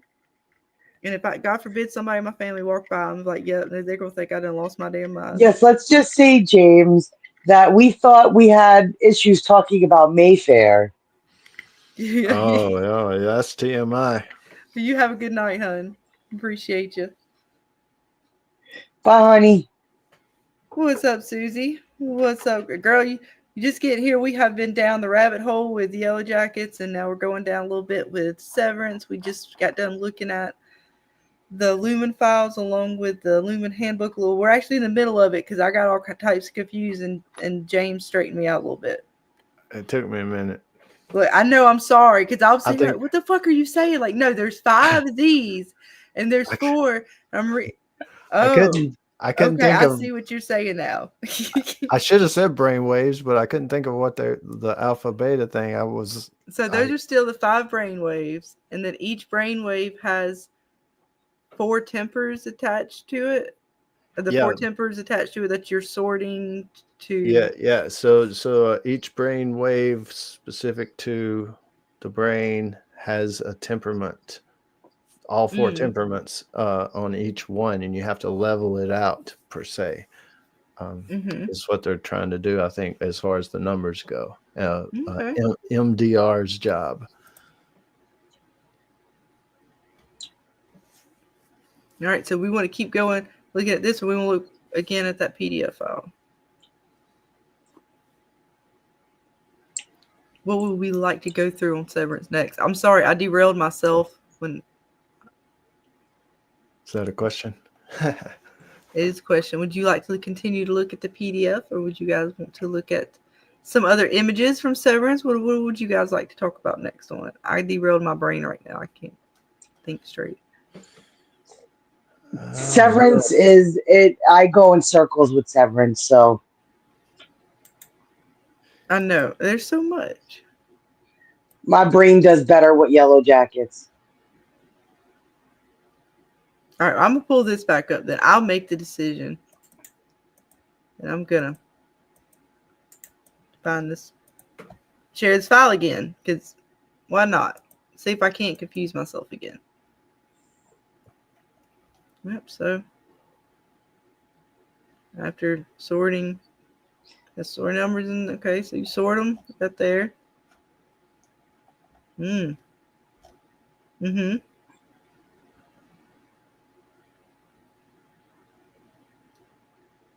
Yeah, I'm gonna really have to read through this because it's letting you know some stuff, Dana.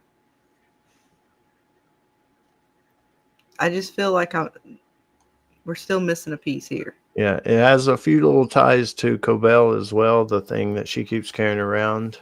And, it doesn't just tell you anything, but it definitely has some Easter eggs just all through it. What's up with these numbers here? C, B, A, D, E, F. Like if you go to C and then go up there where it says C, it says data field. That's what that area is. If you go to A, what is that area? It's project name. Okay, gotcha.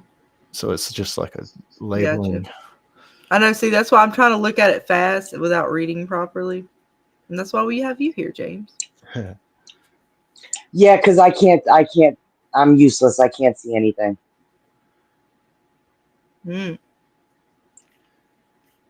Yeah, that explains it to the Annie, the handbook. You will have to make it way bigger for me, Scarlett.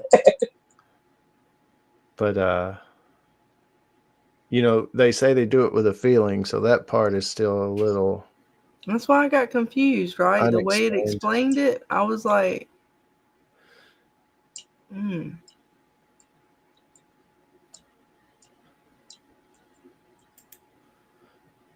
All right, highlight a group of numbers by clicking and scrolling over data set. Then Use the cluster or the cursor to select the bin into which you wish to drop the numbers. All right, yeah.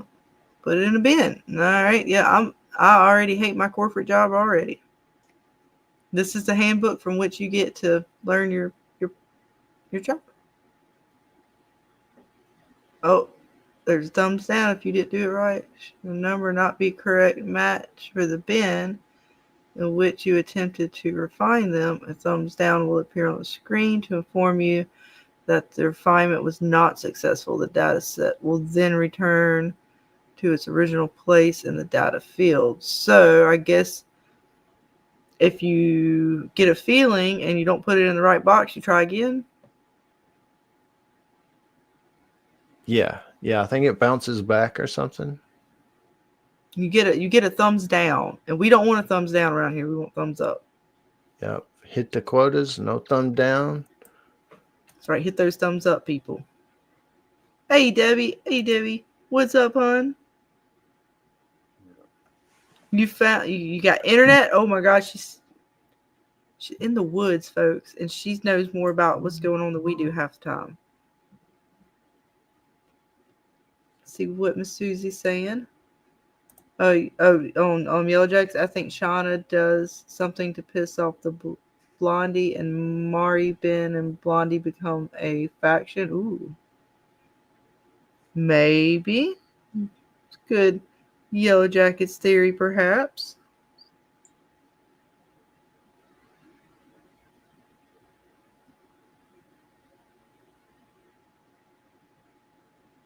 Let's see what else we got. Susie also says the drained person is not the pit steam person. They literally have no holes. Maybe I'm missing what you're talking about. I think you're talking about Yellowjackets, but I don't think I read that right.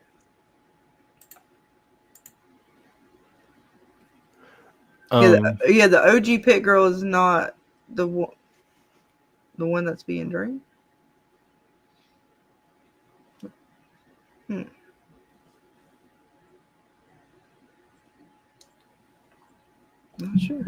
Not sure. I know you're talking about the pit girl, and it's not the same one that we see with Mari. It's not Mari. Would you think something, Jim? I'm sorry. No, I was trying to understand it also. Okay. Just say, all right. I'm sorry. I didn't mean to I was cutting you off. I felt bad. I didn't want to cut you off. I guess I was reading it out loud, trying to understand that comment. I wanted to understand as well. I know she's talking about I said steak. Sorry. Yeah, I know. Look, typing's hard for me too, especially if I'm on my phone and I'm like hanging out in someone's chat. Yeah, I usually mess up everything I spell in chat.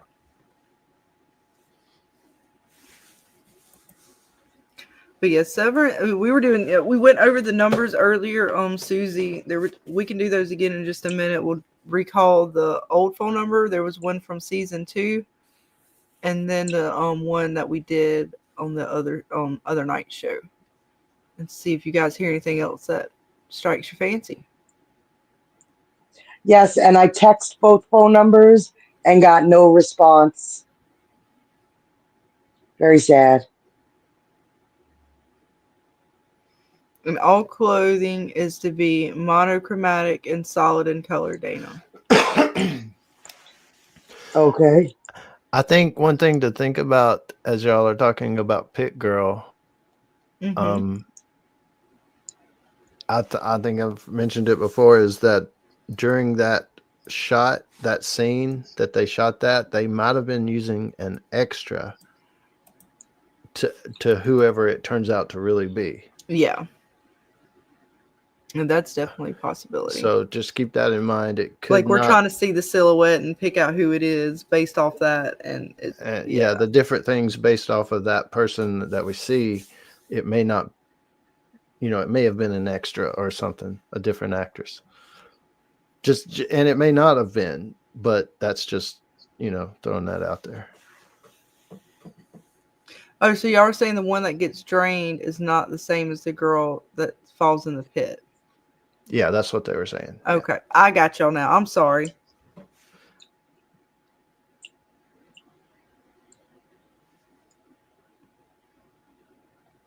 Trying to make sure we caught up.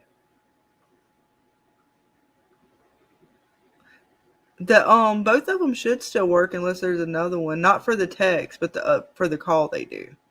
There's one for season 2. James let us know there was one for season 2. It's emergency line. Here, we'll go back. Let me get back over here. Go back. We'll do this. Let me call that bish. Right. Yeah. I love Susie. Okay, so we got this little phone number. Let me pull it up. A few more clicks. Almost there. We got it. So this was in Lottie's little adult Lottie's retreat wellness center, whatever she wanted to call it. Hey, you want to call it real quick? Okay, why not? This was from last season. Supposedly, it has normal Lottie, and you hear her quite well, but it's hard to hear the glitchy part, which is supposedly possessed Lottie. And then, we went over the scene where Lottie is telling Nat about how Travis died. And let me tell you, girls, we totally think Court was in session, and Lottie may be guilty of unaliving Travis. Here we go. We're going to call this number. This was from last season. Make sure I got the right season one. 2. Hello, Wanderer. You've reached Sunshine Honey's wellness community, proudly located at the former site of Camp Green Pine in majestic northern. It's not. Do you ever wonder where you are? Are you somewhere feeling lonely, wandering between the who and the when, or flirting with the why? If so, hello. We are here and ready to believe you. But we're still here, and we're still listening. Don't be afraid to say the words that move the winds.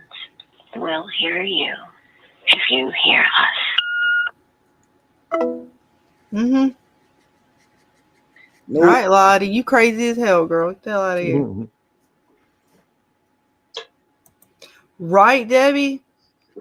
I mean, I don't particularly, I would say Misty, I had to go back and kind of give her a little bit of credit, but I still don't like Misty as far as like a friend. But Lottie for sure is the one behind, she behind everything. But Misty still got her problems too. She's a loose cannon. I'll leave it at that. That's as good as I can honestly think the most dangerous out of all of them is Lottie. Yeah, Lottie's like directly dangerous. I feel like the best I can do for Misty right now, Dana, is she's just a loose cannon. She's at large. Yeah, it'd be funny to see an edit cut together to that song. Thank you for being a friend. Hey, there might be a short in that for travel you. down the road go for and it. You might again. get to it.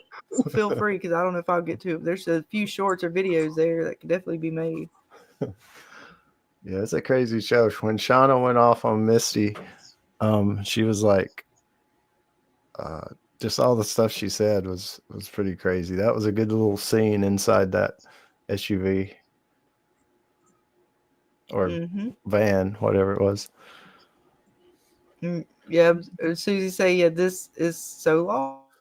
We were talking about that earlier. It makes these shows, when they do this, it's a little more fun even for the viewers. Gives us something else to dive into.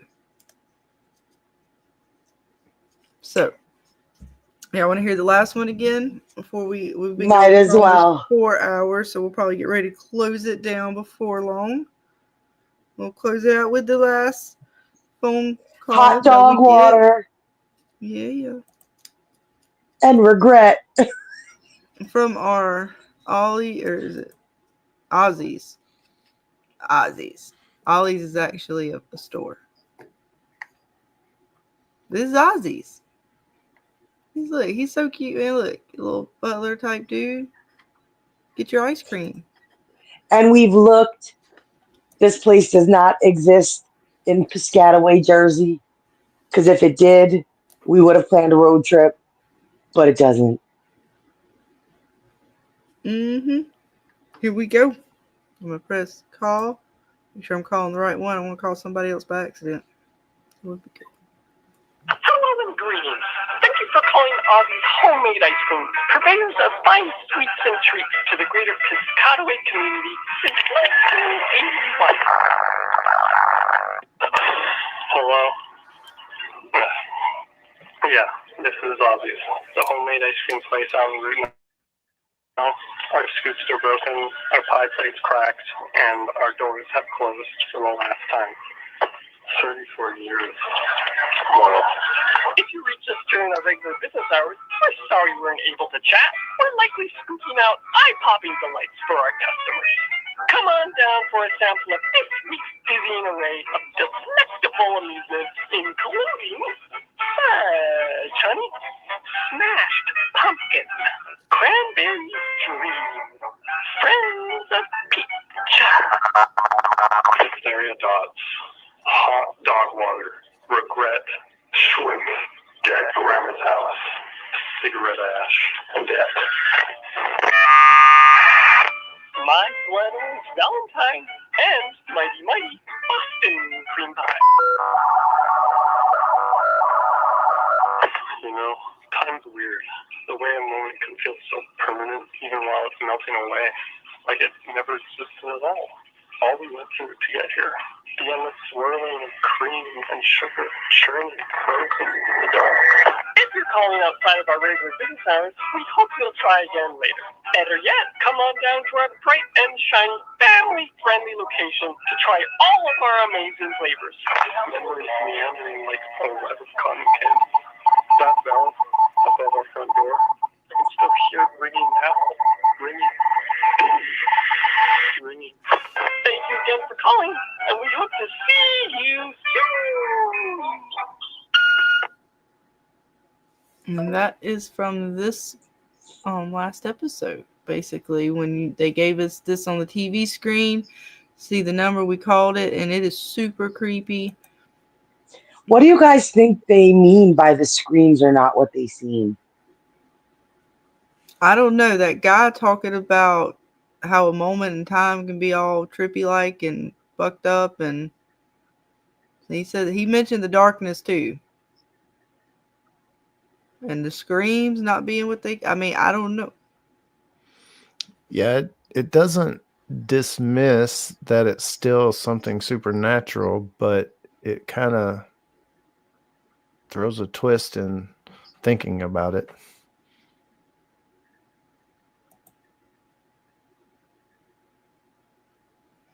I don't know. I'm trying to think because like the dude's all creepy and he's talking about the place after it's destroyed or no longer in service, but he's still there. Whoever the poor soulless worker,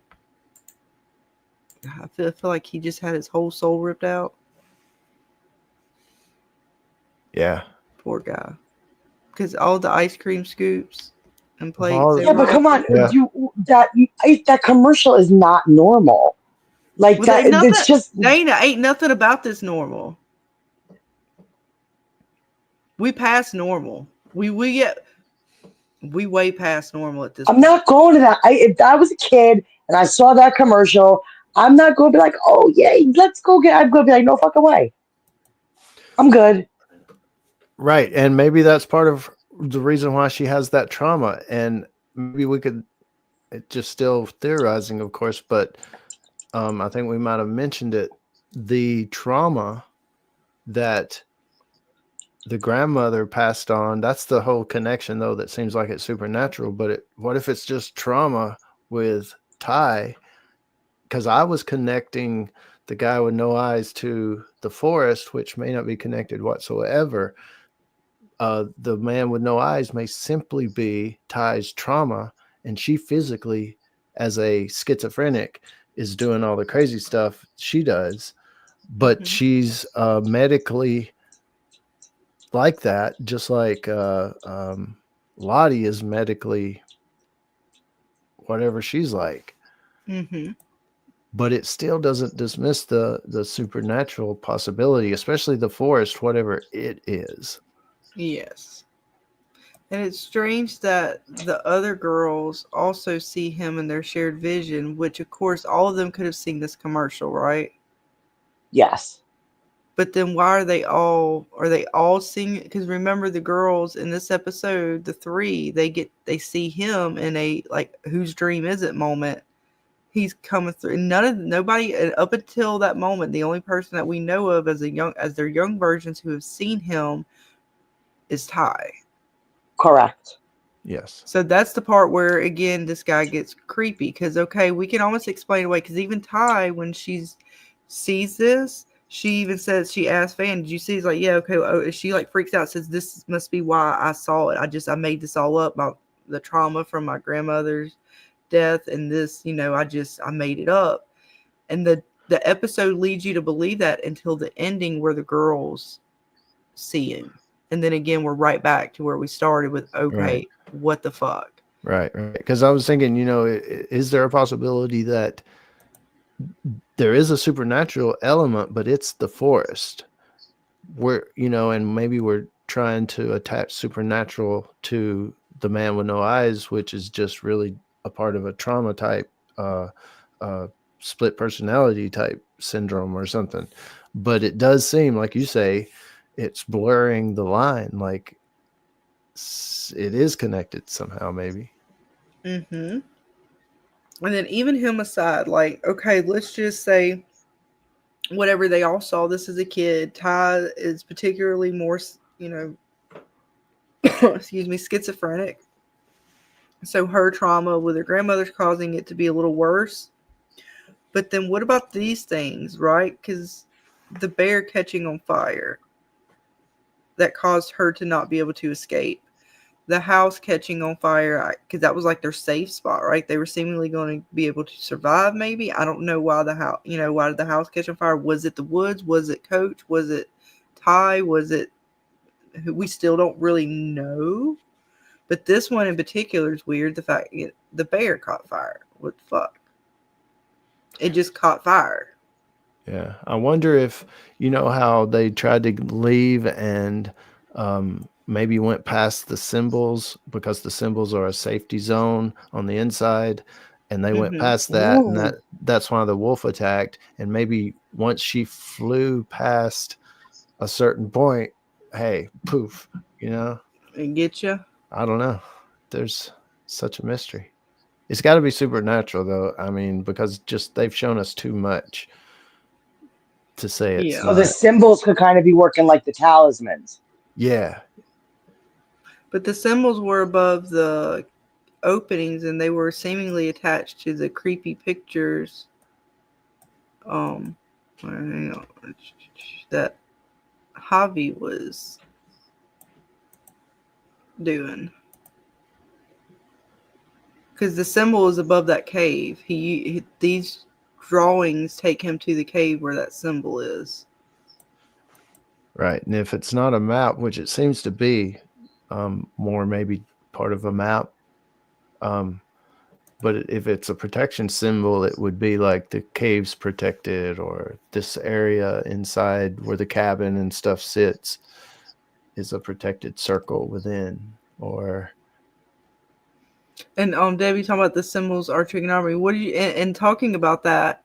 These right here, we get the image of one of them, which is again, this is seemingly something of what the symbol is, a little bit of it, and we get another one with the bird where it's showing the symbol kind of behind it, or possibly the symbol. But this one where it's got the rabbit, and then it's showing like I called it the black hole sun, and then no black hole. But it's like two triangles with some other triangles on it, possibly. I don't know. It's trippy. This triangle back here seems to be almost like a diamond, as opposed. It's got more stuff going on the bottom of it.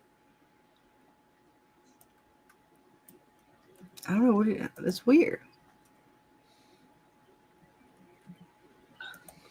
And then it's like, why was he drawing these?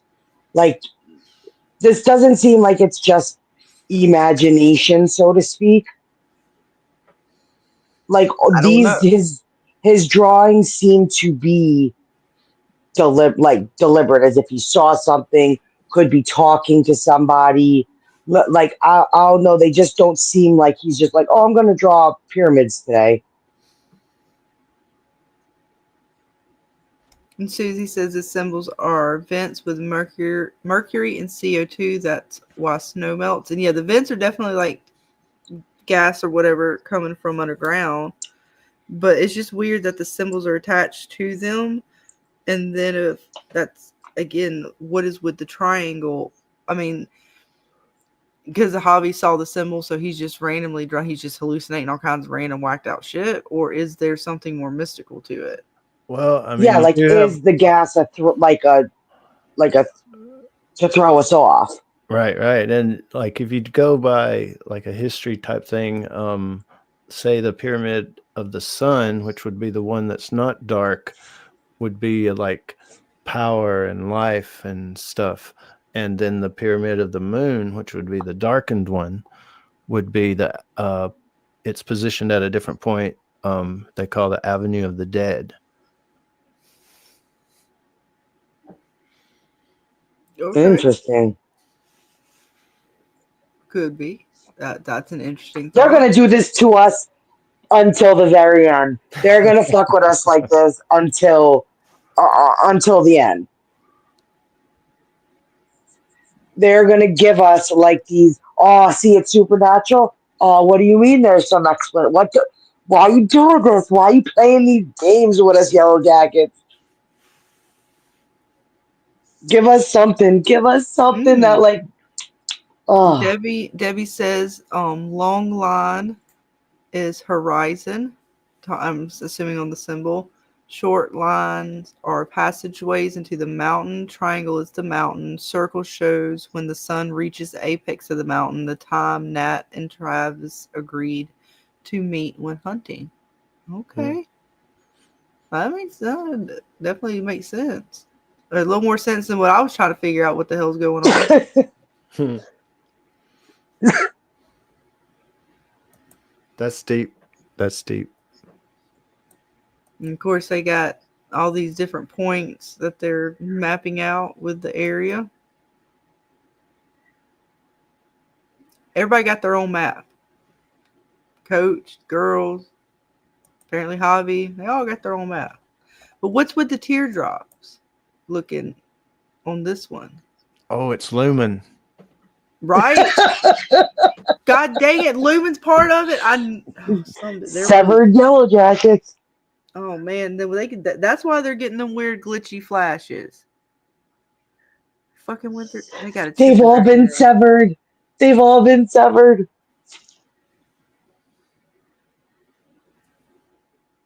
I swear to God, if we see Milchek up in the wilderness, I'm done. The mountains. You just go walk in there, grow. Well, we saw the goats and a weird ass llama. That llama was something else. How did you feel about that llama, James? I'm gonna find it. Hang on, I'm gonna get to that llama. It was a little freaky deaky. He was. Do you guys think that the gas could be an enhancement? That they can hallucinate and stuff, but it's almost like if there is something in the wilderness, an entity or some sort, they can kind of use it to their advantage and manipulate the hallucinations. Sorry, I've been smoking. Is it possible? Well, look at him. Oh. You let her know. The talking llama. Look, there's the goat to bite you. They don't bite. They don't bite. Everything bites trying to defend Hell itself. yeah. And look, they're the Lumen goats. But the llama did say it gets what it wants or something like that, didn't it? It always gets what it wants. Yep, something like that. Yep, it sure did.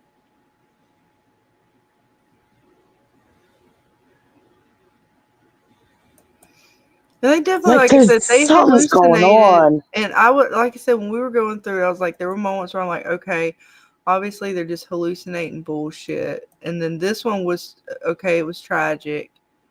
Her trying to get, but then it was like, man, it was so, I don't know. To me, it was weird when they get to the classroom part. That one was a little bit strange. Because how did they know about Dude? That's the part of it that is the most trippy of all. The rest of it's like, okay, it's trippy. There could be symbolism the show's trying to show us, or they're just tripping balls, right? Yeah. Yeah, and like you said, you could associate him, let's say, with Ty's trauma from whatever she experienced with her grandmother. But they didn't have that trauma. Right. So that's what I said. I think I said it already. Like, this episode made all my theories like drive off a cliff and crash.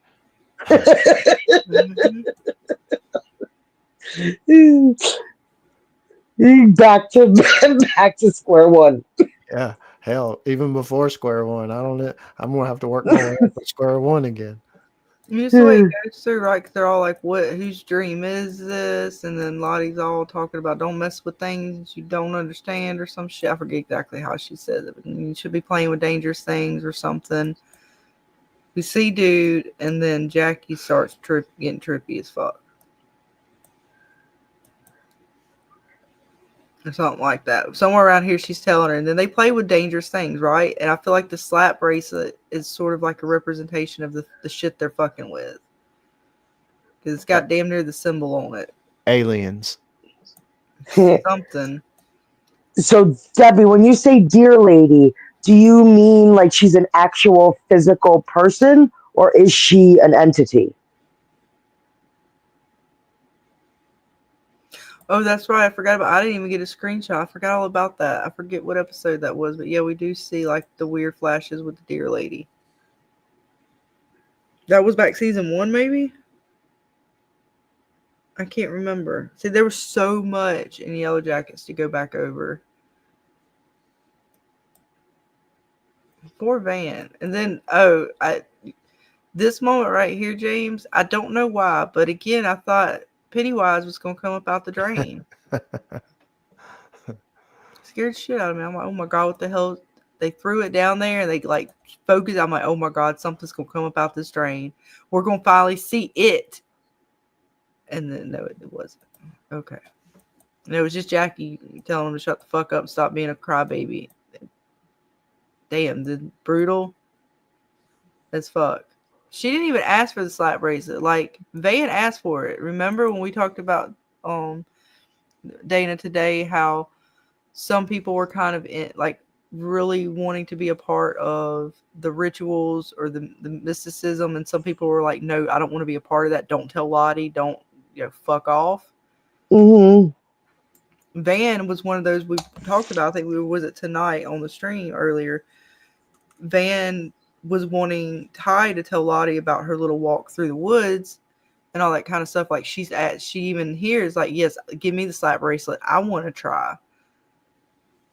Lottie and them were pushing it a little bit on the other girl. I got her name right down. I'm gonna say it right.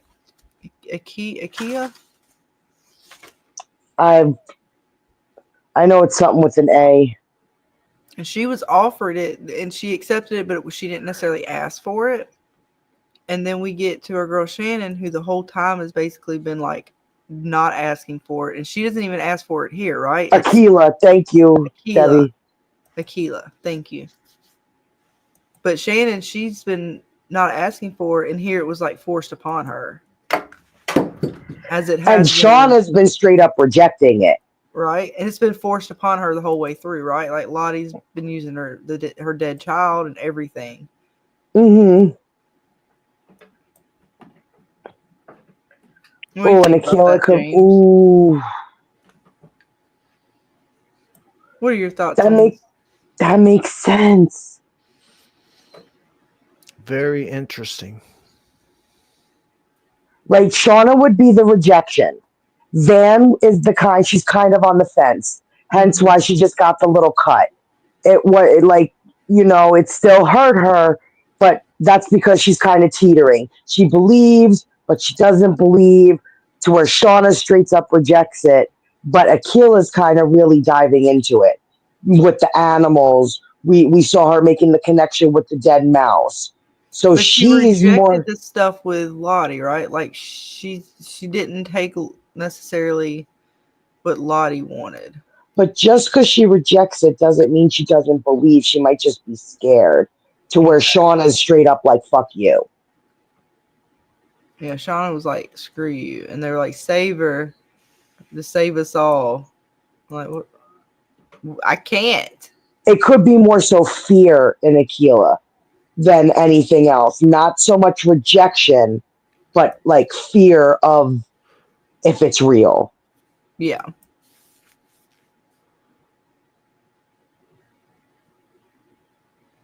Tell you, them slap bracelets, they do cut deep. You gotta be careful with them. What about you, James? What are some of your thoughts on the slap bracelet? If any. Yeah, I don't know. It's I'm sure they meant that little sketch to be like mean some stuff. But I don't know. It's curious.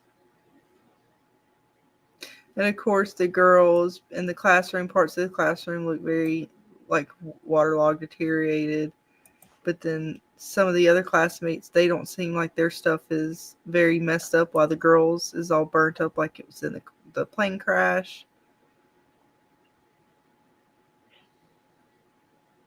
A lot of little details for sure in it. Oh yeah, we looked at them. We tried to dive into it a little bit. Oh no! What happened? What happened to Van? Right? They seemingly come back and they're together, which I would assume they would have all three woken up together, but Van was not with them. Well, I think Coach might have saved the first two and then went back for Van. Maybe that's Okay, is one that what it like was? that. Okay. Well, I don't know. I mean, it didn't show it, but that's what I kind of thought once That it would played actually out. make sense. But I can't remember what was said in that moment. So that would make more sense then. Yeah, I think the other two maybe wasn't fully conscious when he drug them, and then they kind of woke up when he was off getting Van and, didn't realize what had happened. But it didn't say that good. But he saved their lives, but I don't think that's going to matter. Well, Dad, I'm hoping doesn't really want to hurt him. And hopefully if Shauna's come around, the girls here realize and Van realize that he's not maybe as bad off as they think. If he can maybe convince it'll be them different. he didn't burn the cabin down, but I don't know. Then they're going to start wondering who it is. Is that going to turn them back on each other? Ooh. Maybe this is where the divide happens.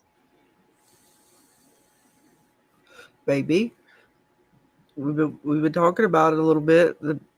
The cut between the girls. Yeah. Yeah. Maybe. So much, and it's only episode 3. I know. Like Another I said, there's still so much great show to go back on. Like I said, there's still probably several moments that we didn't even talk about or captured, just to recap Yellowjackets and sort of everything going on. Yep. And even with Severance, I mean, there's a lot of little details there they're giving us with the shows, and to try to connect the dots. Severance is a little bit easier just because there's not as much. We only have the 2 seasons, and now we're working on 3 with Yellowjackets. But comparing the 2 shows, I'd say right now Yellowjackets has got a little bit more in-depth stuff that you're having to really, like, I feel like even more pay attention to. Yeah, But Severance is, and I'm maybe hoping even they rewatch do a little bit more. like you did, bringing up all that other stuff. Like you were like, "Do you remember this?" I'm like, "No." Right. And so maybe when the season's over, we can do a full rewatch. We can definitely try. No hurt Can't in make trying. promises, but we could try. Or as Bart would like say, I'll try to try. He said that to Yes. Lisa once. Yeah, as far as Yellow Jackets, the craziest, I mean, it's all crazy, but definitely so crazy is Lottie putting the necklace on Callie. Oh, that's fucked up. Like, I'm what? surprised Shauna didn't stab her right then and there in the kitchen. I mean, she almost did. But that, yeah. And the not, face after. I mean, Callie's going to probably turn against Shauna. Like, why are you being such a bee, you know? Oh, for sure. For sure. She's so going to turn on her mom. And she's going to go right to Lottie. Because now she's going to do it behind her mother. She's just going to do it behind her mother's back. Oh, yeah. Oh, yeah. And then especially her kind of going off like that in front of Lottie. And her like, Mom, what the hell is your problem? Where do you think Lottie will go? Well, Lottie, I bet you has somewhere to go. The fact that she was willing to dip out on breakfast after having nowhere to go. She's going to go to Ty's. She's got somewhere. Or she still has her Misty. fucking retreat place. And she just lied to him. What about Misty? Misty needs a friend. True, but Ty's, she's drinking the Kool-Aid. I think she's going to go to Ty. Or Ty's going to go to Lottie. True, one or the other. Hey, when Lottie finds out that Van's cancer stopped and the waiter died, and if they tell her all that stuff, she's going to be like, praise it. Yup, we got to give it more. We got to feed it more. And they going to start, like, I wouldn't be shocked if they're going to straight up start sacrificing people. Like, not even people in their little core group, but now that we see if there was a connection to the waiter to this. Oh, man. And then Lottie done put the necklace on Callie, and Ty's willing to do anything to save Van. I don't like that. That's Shit's about to get real. That can, ooh. Who is next on Yellow Jackets to be sacrificed? On the next episode of Yellowjackets. If you guys have to make a prediction, who would you say might be the next person? Out of the survivors? Or possibly like the waiter thing. So it could be like a Walter or somebody like that. I was just gonna say that. But but I'm assuming Misty was going to use Walter for her revenge. She did her own little ritual, whether she realized it or not. She burnt their picture. And I think Walter might help her. Or if we want to go real dark, Ty's significant other. And then she could get her son back. Or God forbid the child itself. Yeah, if they can learn to direct it or whatever, because it seems like it's just been really haphazard. Like, I wouldn't want to do it like that. Like, it seems to be wild, like the wilderness. It doesn't want it, just whatever it wants. If you could say him or her and do it, instead of roll the dice, Because even then, it's like, even though they get someone picked, it doesn't seem like that matters. It's still kind of pick at random in a way. And it's very strange at how things are being picked. It is, but maybe now that we've seen it, let's say it helped Ty in a sense by going after the waiter, right? Because he was somebody who was going after them in a way. Yeah. What if that can turn to Ty's ex so she could get Sammy back? And now Sammy's back in her care and we see more about him. Mm-hmm. Could be. Yeah, it could be the girl in the car that we were talking about from the last season. She might be the next little druggy friend or whatever, her rehab friend. Yeah, it could be her as far as the next character death. That's true. If they bring her back, we may not ever see her again. Oh, it's going to be interesting. Yeah. I don't think it'll be Walter. I was just using him as an example, as like someone other than the girls, the main survivors. I hope we see more of Walter. I like that character, actually. I do Oh, he's too. gonna so feed Misty. Like Right. That's why I'm he is scared gonna. for Shauna now. She called her crazy, and now she going. He And had now no she gotta problem keep offing people. her. He had no So problem. He had a syringe too, didn't he? and a cop at that. Like you really think he's gonna have a problem? He's gonna plant that seed. Like they messed with you. Let's He plot already our planted that revenge. shit. He was already talking that shit. Like your friends suck, girl. But I love you. And look what I did. I cleaned. I did cage maintenance and everything. It's gonna get bad. It's about to get real hairy on Yellowjackets. Yep. I can't wait. Me neither. But I think that's going to do it for us tonight. It is getting late. And we're going to get ready to end the stream for tonight. And again, we will be back hopefully Friday night to talk the next episode of Severance. And then I'm not sure which day exactly, but sometime by Monday, probably Monday, we'll do the next episode of Yellowjackets and see where these awesome shows take us, what else they reveal, and if we can figure out where in the hell they're going with it. There's a lot of mystery. Yes. But thank you all again. And of course, awesome panel as always for hanging out, and all you guys in chat. We hope you guys have had an awesome night. We've had an awesome night diving into this stuff with you guys. And yeah, until next time, we'll see you all. Have a good night. Bye. See y'all. Bye. Paint me a scene, city in color, the way that you see, the way you see it.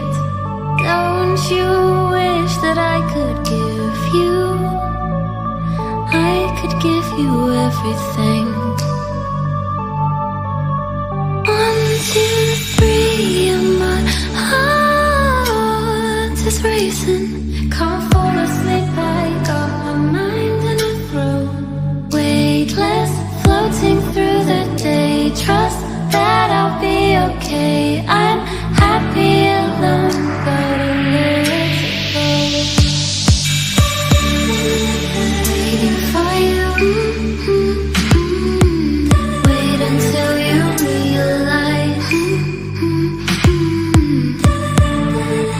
Waiting for you. Wait until you realize.